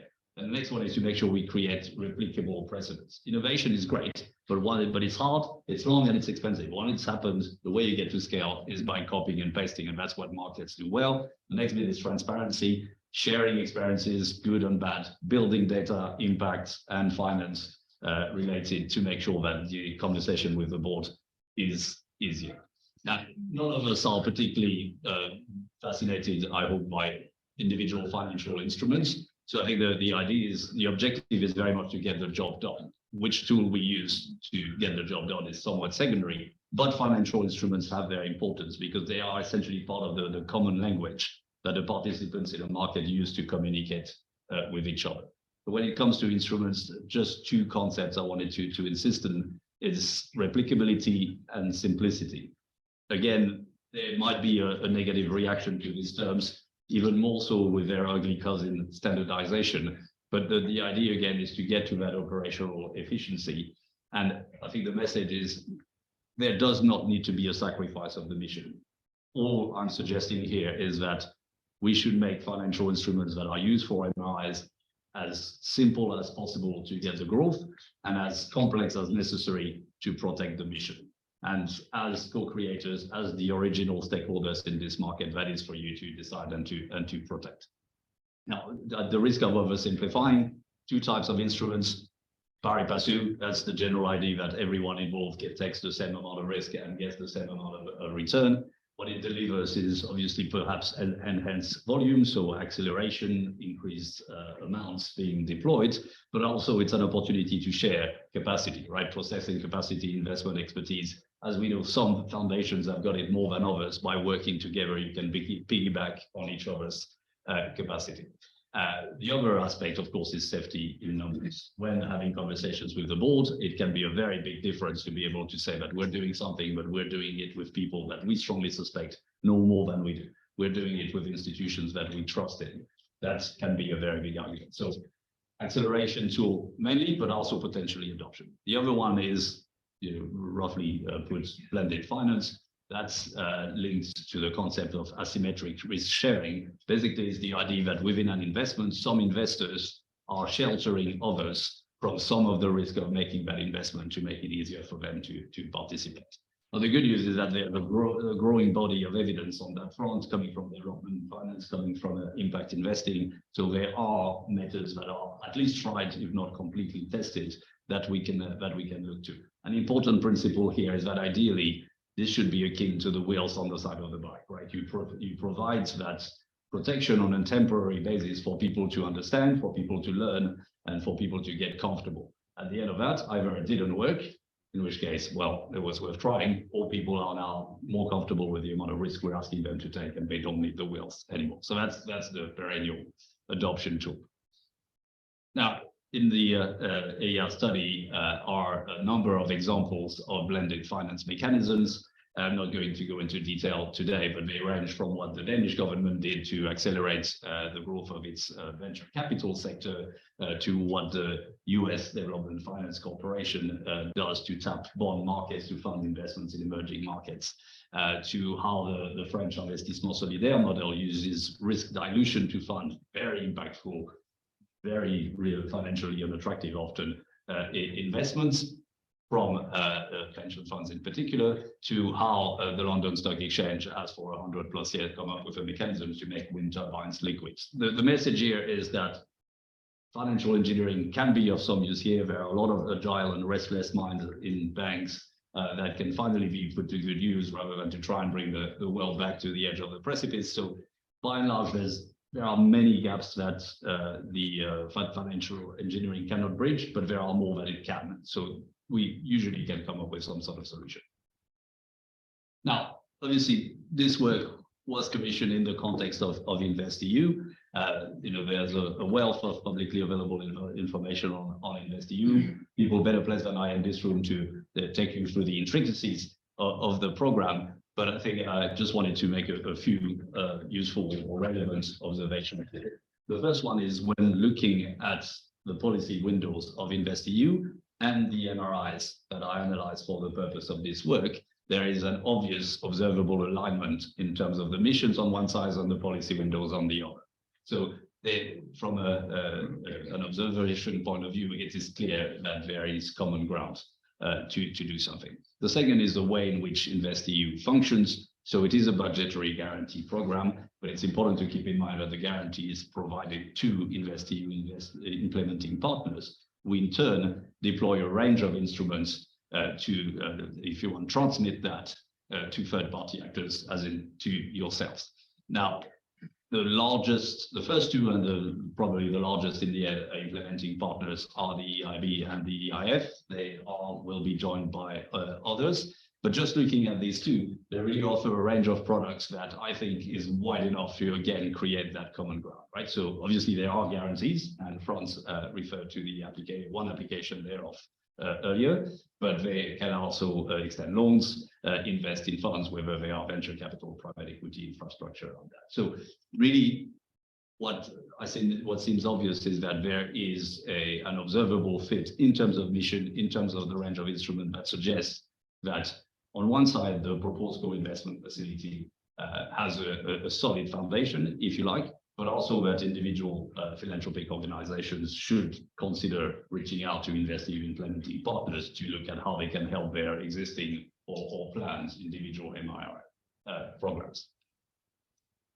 So going back to the proposed co-investment facility, I agonized about providing a proposed route there. It seemed to denote a certain lack of humility, but at the same time, it's always nice to have something to start with, if only to shred it to bits and unite around something else. So again, I just want to highlight a few principles. The first one is that catalytic capital is a scarce resource. It doesn't matter where it comes from. We should be careful about making sure that it is used for the purpose of those that would need it most for the length of time that they need it. Everyone likes a free lunch, but the advantage of the philanthropy context is I think we have responsible actors that will take that to heart. The other one is to keep in mind that InvestEU can offer value beyond the money itself. So through AI in particular, they can help disseminate knowledge, convene, set standards, and as we said, rules are particularly important. So that's something that we should be able to look at. Perhaps most importantly, and as many of you will know better than I, but co-creation is not a walk in the park, right? It requires upfront commitment to get something done. It requires transparency on the part of each players, and it requires trust to be built. And what it probably requires in this scenario is for people to agree to spend at least as much time interrogating their boundaries than questioning the limits of others.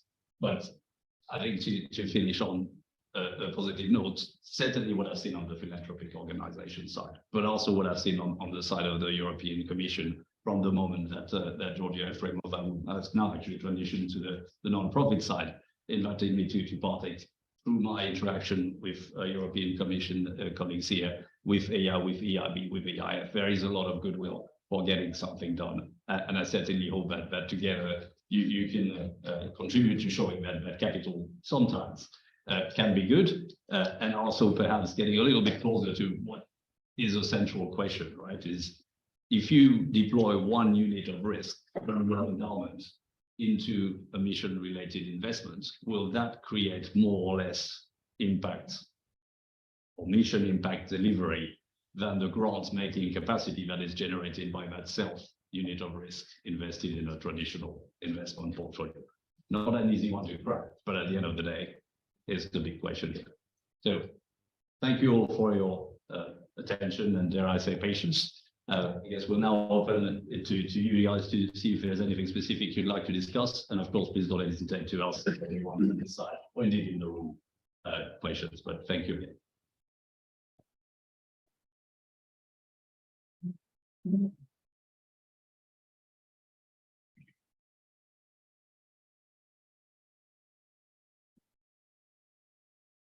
Question in the room? Otherwise, I'll just kick off. I have a comment referring to the experience of Foundation Capital, because I am DG ECFIN right now, but I come from Cassa Depositi e Prestiti. So I wanted to just sort of further explain what happened precisely in the social housing market in Italy. The cooperation between Cassa and the foundations, Fondazione San Cariplo in the first place, but also Fondazione San Paolo and all the shareholders of Cassa Depositi e Prestiti that are the Italian banking foundations, did set up this ecosystem, new ecosystem in social housing, and now it's evolving also under InvestEU, because Cassa Depositi e Prestiti is now implementing partner, and philea.eu, which is the 3rd edition of the fund Marco mentioned at the beginning, is actually now developing social and affordable housing. So developing from the concept of pure social housing into a more inclusive concept that has been developing throughout Italy. Like a very, and I would say, very inspiring experience of a private and public cooperation in the space of social and affordable. It's great news to see a national implementing partner, and again, I think disseminating that. Happy that you've considered it in the study, and that we have the, let's say, also the experience of.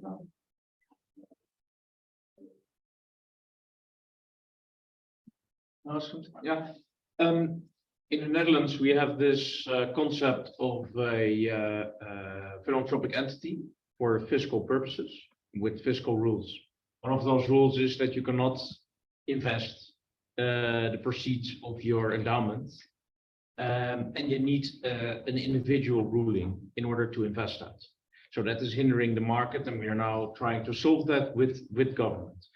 Are there other countries in the European Union that have the same problem, that depend on individual rulings?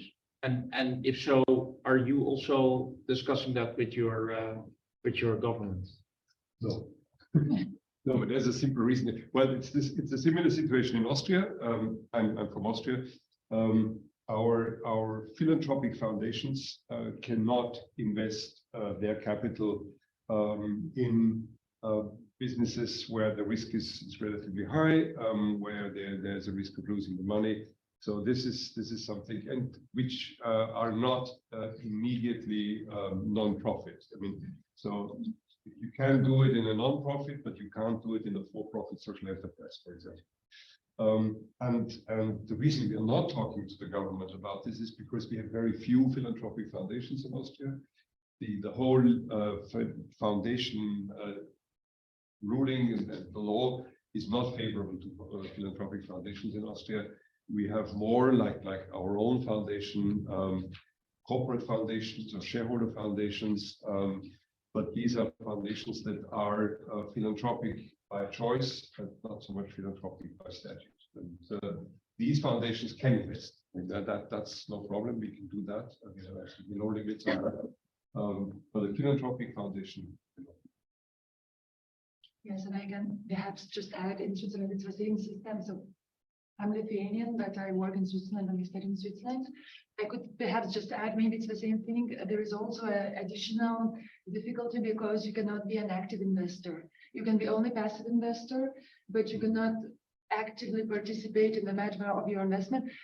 And as what I understood, MRIs and mission-related and other social methods require quite a hands-on approach, right? To see, so that would be an additional problem in this, which is not solved for philanthropic entities. But there are two questions here, right? Because we were talking about investments by philanthropic foundations and also by the banks, which are not concerned by those considerations. Right.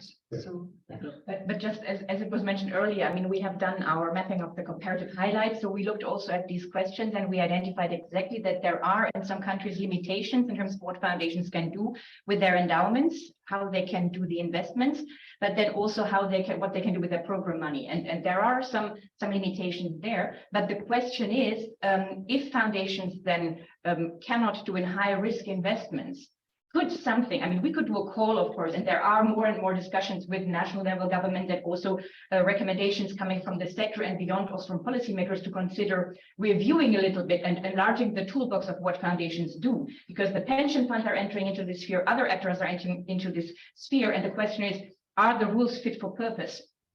Because the financial markets also do not always generate the return. We've had also financial crises where potentially mission-related investment was one of the hooks or tools how foundations could still do impactful work through mission-related investments. That was one of the areas.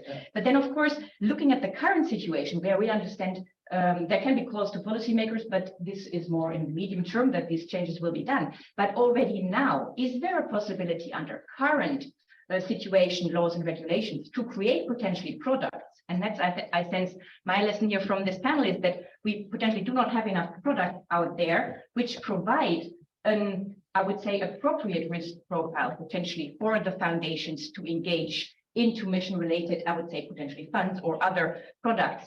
So the lack of the market is potentially something that could be stimulated through also involvement of public actors, potentially the EU or other at national level. We've also seen it happening that there was possibility to blend a little bit with public financing to create something where philanthropic actors under current tax and legal frameworks were already able to do more into mission related investings. And then I wanted to also raise the point of the board, the boards being difficult, but it's also potentially the investment officers and also the advisory community around the foundations who may not also be sufficiently aware of the opportunities. So there is a whole lack of potential training and discussions, capacity building needed in that sphere. And I wanted to also hear maybe the panelists talk about that. But yeah, of course. Yeah, I just want to mention that a number of experts from various countries in Europe, law and foundation law, has produced a book called Enterprise Foundation Law in a Comparative Perspective. And there are contributors from Germany, Switzerland, Italy, and a number of other countries in Europe. And I think actually it's available now, but it's something that we'll talk a bit later today, whether we should have organize an event with this, because they have looked into how, what are the differences, and there are big differences around Europe. But they have mapped them actually and compared them, and I think that could be quite useful for foundations to look at, and maybe also use that as a tool perhaps to influence their own country laws. Yeah, because one of the strange thing is that the financial market is European. I also worked for ABN AMRO, so I know the financial market is absolutely European, but fiscal laws and most of the philanthropic funds fall under fiscal laws are national. So we don't have a common market. And we've talked about that a lot, but specifically here, you see what is happening then, because then it is national money going into national investments. And that is not good news for growing the market. And actually, one of the initial thoughts or observations I had is that there's the donation side, of course, which is extremely important, and their transport dynamics are still an issue in Europe, as I understand it. So potentially investment is actually simpler on the accounts, but it's the rules that apply to what particular part of the capital stack can be used that make that particularly difficult. I just wanted to react on your, sorry, but you first. No, you react because I have a slightly different point to make. So just wanted to react on your point on pipelines, because that's a conversation we had with Frédéric last week, right? The idea that the opportunity set needs to grow for the market to clear, essentially. And that is a question or a headache that is shared with development finance, with impact investing at large, is how do you get that bloody pipeline bigger? Which again reinforces the problem is not the money, is what are we going to do with it? And there's it's a difficult argument to visualize, but here there is another transparency requirement. There's only that much that you can do proactively. You can create incubators, you can create accelerators, you can send people out there to find projects, but that will be limited by your respective resources. If the passive approach to pipeline creation is built on transparency, you have people out there that are interested in the social economy that may be considering doing something about it, but as long as they cannot read the financing landscape, it's a huge hurdle. You know, you would not go and buy a house if you did not know that mortgages are readily available, how they work, how much they cost, etc., etc. So by being more transparent about what's on offer, you can also help with pipeline generation. And this is particularly important in an environment that is very fragmented, right? With foundations that are not all known to the public, offering instruments that are not all publicly advertised, etc. So that's an important component to think about. Sorry, it was basically what I wanted to say. Oh, I'm so sorry. Great. No, I think, especially if you talk about social impact investing, it is very context specific. I mean, it's different from country to country, from region to region, from social impact type to the other social impact side. So exactly what you're saying, I think in order to build the pipeline, you need to be able to go from local experience, local expertise onto a level that makes this local expertise universally applicable, or more universally applicable than it is at the moment. And I think this is the challenge that we are facing to see. I mean, we are doing this in a space where we deal with about 8 different countries, at least 6 or 7 different languages, different tax systems, different legal frameworks, etc., etc. So the way we are trying to do it is to make expertise that has been gained in one country available in its applicable form to other countries. And that means to identify what is applicable from one case to the next. How can I transfer expertise and knowledge from one place to another place? And how can I build in the local specificities of tax extent laws, incentives, and other legal frameworks into that experience so that I can apply it in a different place. And I think this is the challenge on the building on the demand side. I don't think we will ever create a single market in Europe for such impact investing, because it is such a diverse situation. But we can sort of draw out, distill, if you like, what is applicable universally, and how can we transfer that to other places. I think this is a challenge that we all face, and if this is something where philea and maybe the European Commission can work together in something like that, and then it is easier for people to know where do I get my mortgage for the house when I really need it. But the other thing is also, I think, helping the people to know what sort of house they want. And that type of advice, that type of engagement with the potential investee is important too, because it's not just that somebody has a great social idea and I know what financial instruments I can approach, and then I do it. You may still fail because the whole business plan and idea is not going to work very well. So that support for and that market building on the side of the social enterprise, the social idea, the people who are actually then running with their product. This, I think, is also a challenge to us if we really want to have certain investment possibilities. I think Frederic wants to come in. Yes, if I may, I have also a point for foundation, especially in my area. Social entrepreneurs in France, they are considered as for-profit. Yeah. So even if our criteria is building impact on the ground, we cannot put the product of our investment into our mission. So there is really a struggle in defining what is the mission today, and can we raise and have missions through for-profit companies? Otherwise, foundations will continue on building, doing a majority of grants because they have to report on their mission. So that's also, and only banks, private investors, and for-profit investors will turn at one point to mission-related investments. So we also have a point to be able to put the investment we put on missions and social entrepreneurs in part of our mission globally and financially. So we do have a problem in the new definition of what is for profit and what is non-profit. So that's really a concern, I think, to see for the future of foundation and their availability of investing and acting and raising an impact with finance.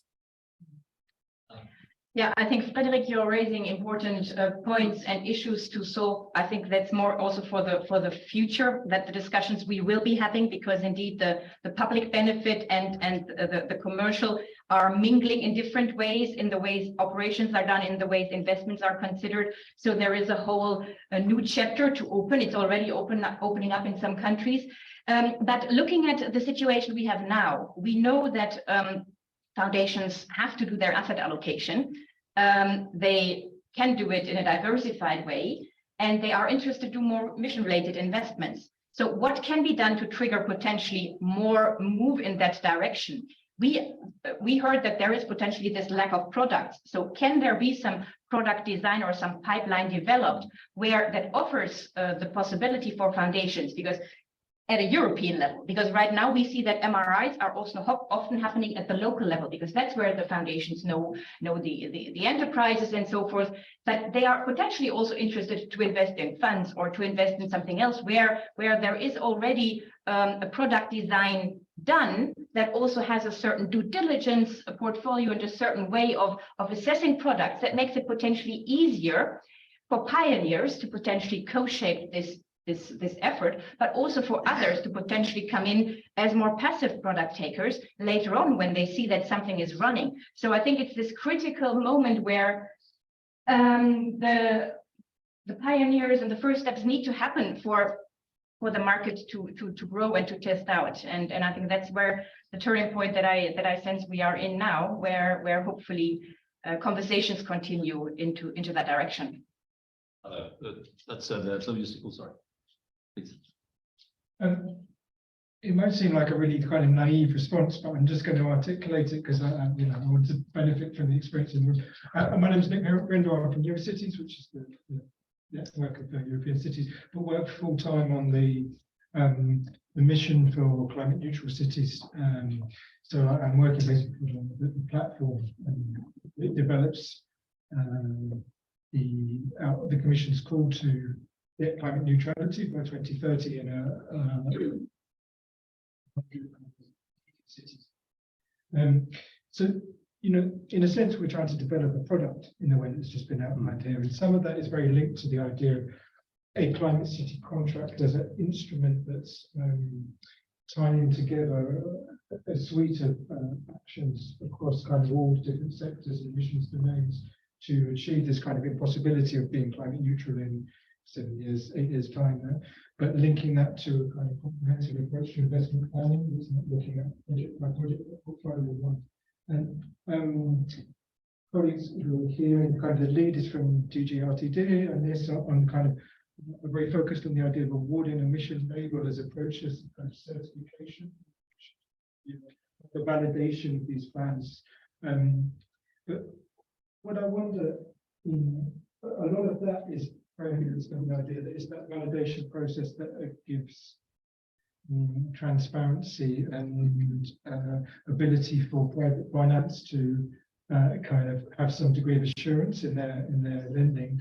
But I also wonder, hearing this, if there's a role that the more philanthropic end could support us in giving some assurance to the cities in their taking on a risk, because as lenders, the exposure, a lot of cities are not taking on debt and equity finance because they've been burned, or because they don't have capacity, or because private-public partnerships have failed in different ways.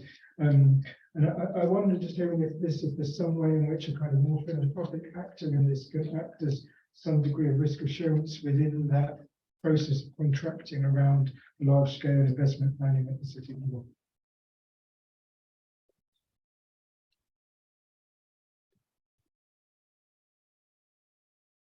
Looking at the certification obviously is key. Reassuring cities that whether philanthropic actors can do that in one way or another is not for me to say.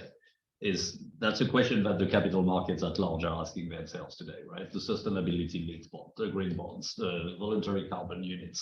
We want to do something, but are we? There's a deep suspicion of market forces, and they want to be short.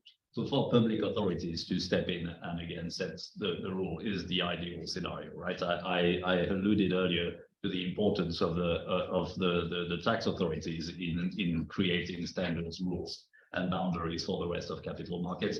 Certainly something like this is needed. Whether philanthropic organizations themselves can deliver that, I don't know. Can they suggest that it should happen with a strong voice? Perhaps. I think in this specific case, it will be very, very complicated and difficult for philanthropic entities to step in, specifically because what you're basically saying is that cities are not willing to take the first loss, the first risk, the largest risk of those quite big finances. And yeah, then you have the difference between the private sector, philanthropic sector, and government. And if government doesn't trust it themselves, to put it plainly, why would philanthropic entities do that? Or why would they be stepping in where the government, which is a government task more or less, are not willing to do it? So I think that's the essence of the debate here.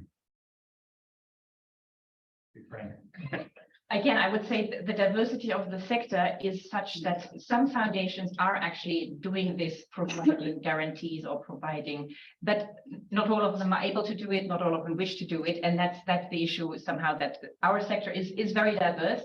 And but what we're talking here now is, of course, the situation or the scenario of the, say, endowed foundations which have to do asset allocation anyway, and they have been doing it in the past with a really for-profit driven lens, no matter what, because they needed to generate the financial return to do their grant making on the other side. That there's now more bridging and cross reference happening, and how to potentially answer the demand from the sector also, that we sense there's not enough products, or products are difficult to find because they're local, they time consuming, it's hands-on work with mission related investments really, and not all foundations are able or capable to do this. So I guess that's to bring that to another level. But I think there were two more questions here at least. I wanted to react actually to what you said. No, go ahead. Thank you very much. My name is Artur Munteanu. I'm Romanian Moldovan. Thank you for this report. What I've observed in the report, that there are no fund of funds. For the last 20 years, we were working in microcredit, and in Central and Eastern Europe, microcredit is more developed, I would say. And looking back in the history, microcredit started in Central and Eastern Europe with grant money. The first equity money was grant money. For example, the Romanian that Erste bought started with Open Society Institute grant money, Soros Foundation grant money. In Moldova, it started with grant money. In Bulgaria, with grant money. Everywhere, Serbia, Montenegro, it started with grant money from Swedish Development Agency, USAID, and so on and so forth. In our case, with Soros Foundation, it was grant until we became profitable, sustainable, and grant money was converted into shares. So I think this is essential for starting up new impact products or asset class like equity for energy or for health or something else. And we have some new products we're designing, finalizing the designing products for micro equity and revenue participation loans. And we want to pilot in Eastern Romania and Moldova. We want to expand them into Central and Eastern Europe. But what we've observed, there are no fund of funds. So again, we are moving via the same route, USAID, Swedish development agencies, but there are no fund of funds. And in your report, I've observed private equity fund of funds are non-existent, and only you mentioned only 4 or 5. Yeah. So the question is there any plan to create additional fund of funds? And if yes, in what sector, what regions, what geography? Thank you. As you point out, the fund of funds are underrepresented in the sample, and as far as I can tell, elsewhere too.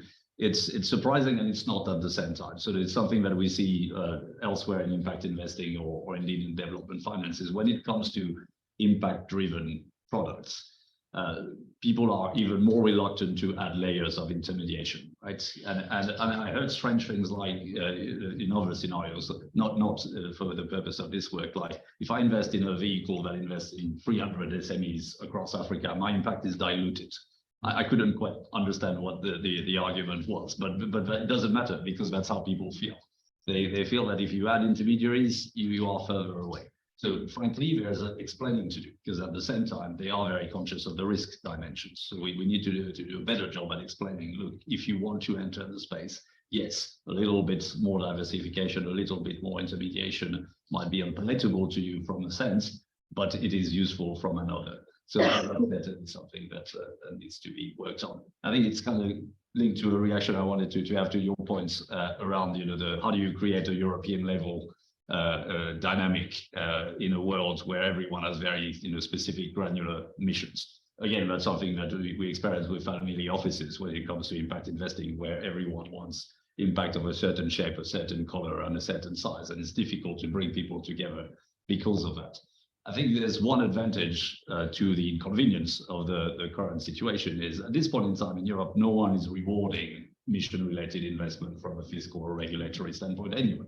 So frankly, whether it's just aligned to your mission or whether it's aligned to your values doesn't make a difference, except to yourself. But that's a slightly different point. So as we try and create something that is the beginning of a dynamic that is there to build momentum, perhaps it's worth thinking that the mission is to build the MRI space for the first few products, not necessarily to address your own mission exactly. Sorry, Stefan. I think there are 2 points here. I think, and one of them is perhaps something that lies behind whether this is going to fly or not, and that is kind of reluctancy from many foundations to work with other foundations. So whether it's because of conservatism or whether they feel like they are giving out control, or they can't really see themselves working with other, or whether it's very difficult and complicated working with other foundations. And I can probably testify to all of it, because we in the last 5-6 years, we have gradually every year stepped up our cooperation with other foundations. And it doesn't go just easy, right? So because foundations have different kind of ways of working, processes, different way of argumentating. So if you want foundations to go together in doing something in terms of investing in something, they also must be willing to do it, working with other foundations. And I think we still have some way to go on that.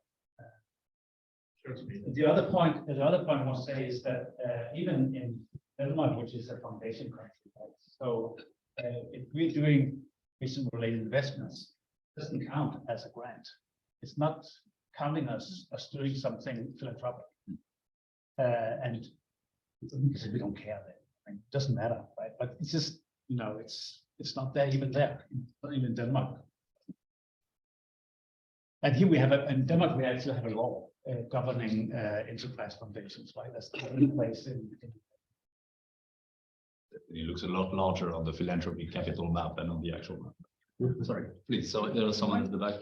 That might- Well, I'm coming from InvestEU, the window of research, innovation, digitization, and also working on the European Innovation Council. I don't know if my colleagues from the Commission will kill me, but I was throwing the ball to you. Like, okay, in practical terms, after we're kind of closing, what are the next steps on the roadmap? Do you want to pass the ball to the Commission to create more actions, or have a common plan with, either working with foundations to work more?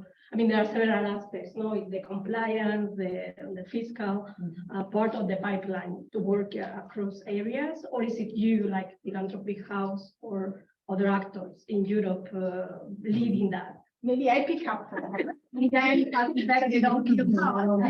from DG ECFIN perspective. I also work on InvestEU with my colleague Bianca and Rajan from DG Growth. So we're a club of people working on trying to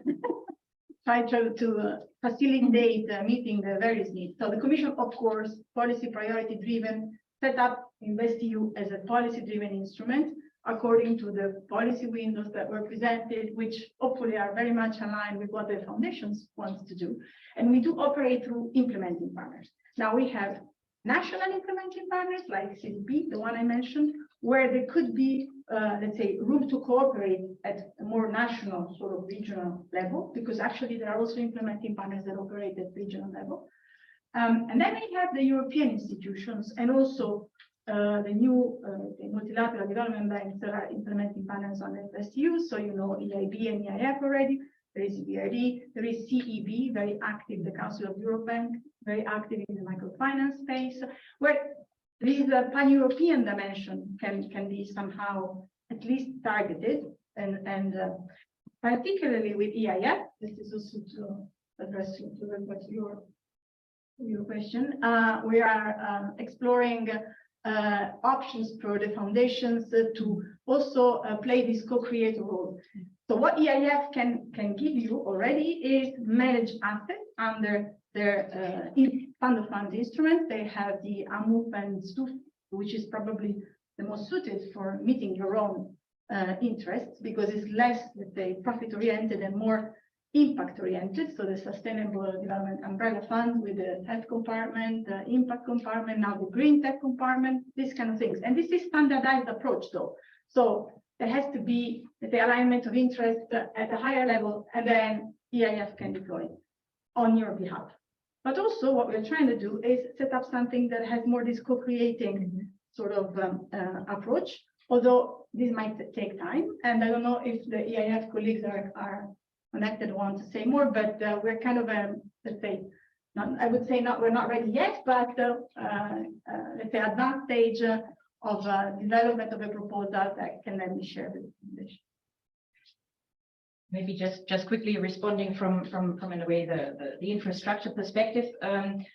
I think this word you mentioned, this co-creation word, is very important with that regard, and we are of course willing to discuss, to bring together also foundations and the implementing partners around the table, together with the European Commission, to discuss what the next steps can be, and if foundations are also willing to be more hands-on involved, and what design this whatever pilot idea could take, so that it potentially also could be interesting for the wider sector community. But these are now indeed, we are at a stage where I think there's courageous now needed to get to the next level and to get to the next step. But what we sensed is that there is a demand for products, and there is also a clear conclusion from the studies also that there is experience in the foundation sector, which will be important to take into account when looking into the design of a co-investment facility. So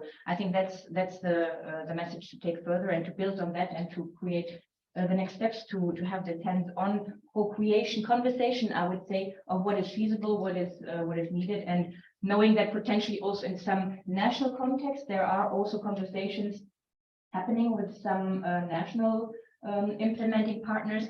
And we have already also seen and discussed other products of the EIF, EIB, and seen that it's sometimes difficult for foundations to engage in them because they need to be close to a financial institution somehow to do that, or it's hence this exchange is extremely important to understand what foundations then are able and willing and capable of doing, and this co-creation process would be something that we as infrastructure are ready to facilitate to the extent possible. Of course, it will need to be the expertise and the appetite coming also from the foundations. Yes. On the other hand, there are rigidities that stem from the structure of the investor architecture that we cannot circumvent. It's important to try to see if we can strike a right balance. Yeah, absolutely. Yeah. In no particular order. Yeah. Max, do you want to start? Yeah, thank you very much. Having worked with many of you over many years on this intersection of InvestEU and the philanthropy sector, I can only underline that how important it is to have spaces like this and also reports like you did, Thomas, to build a better understanding of each other and what the needs are and how these different partners can work together.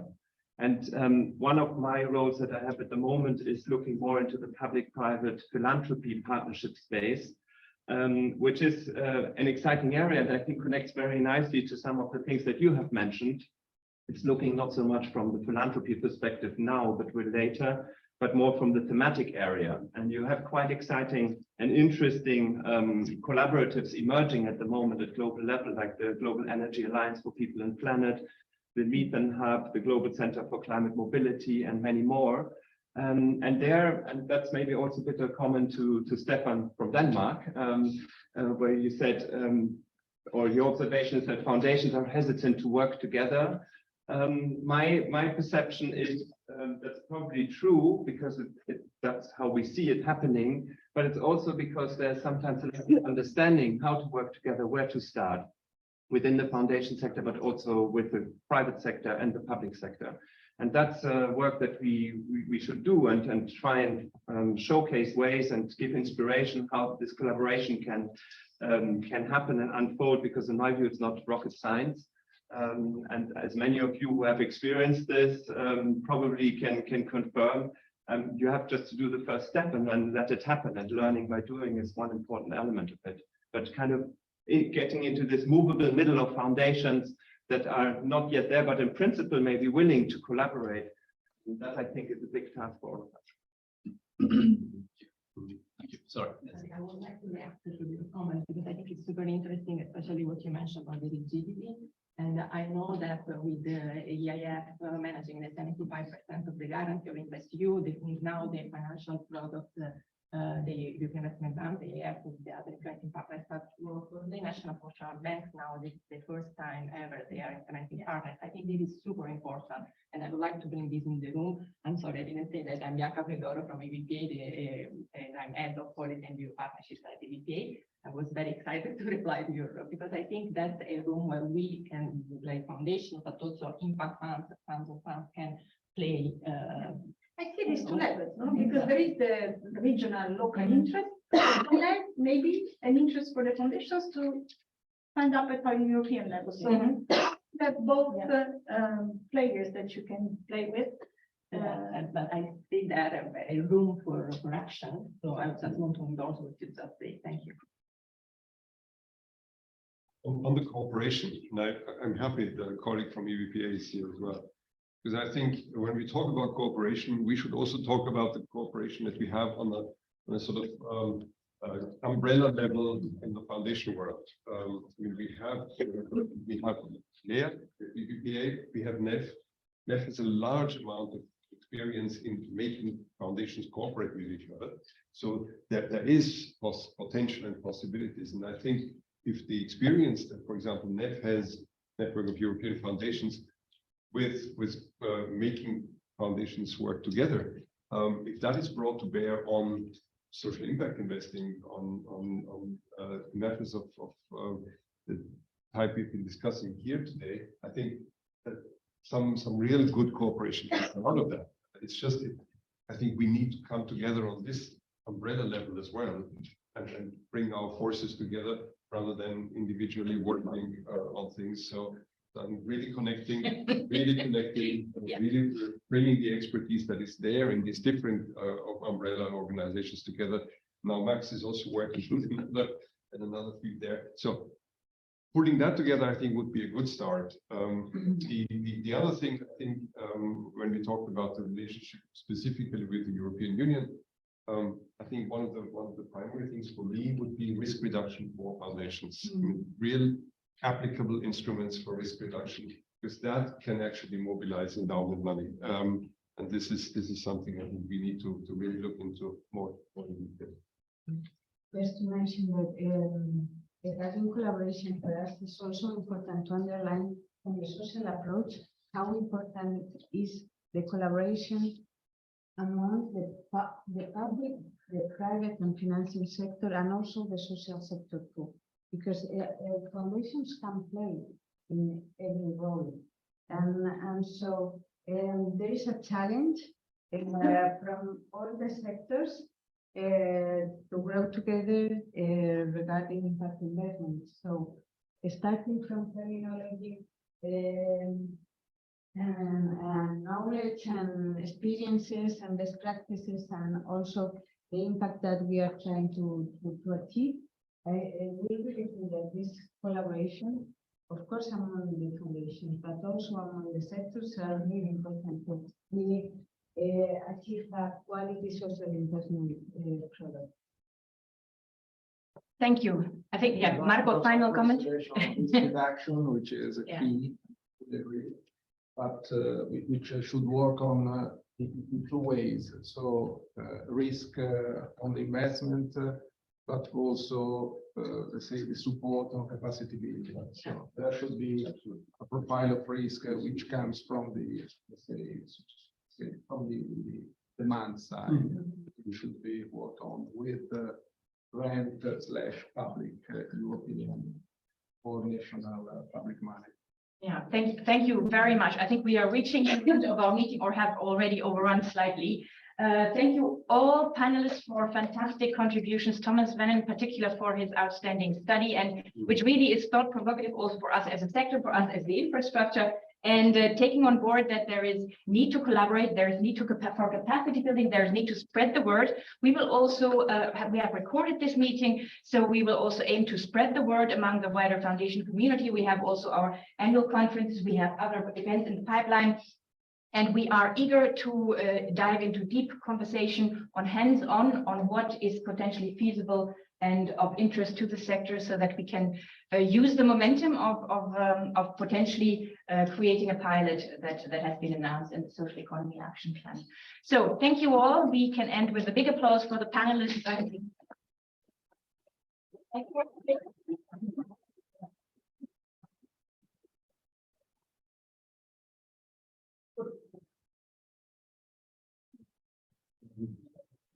Thanks again.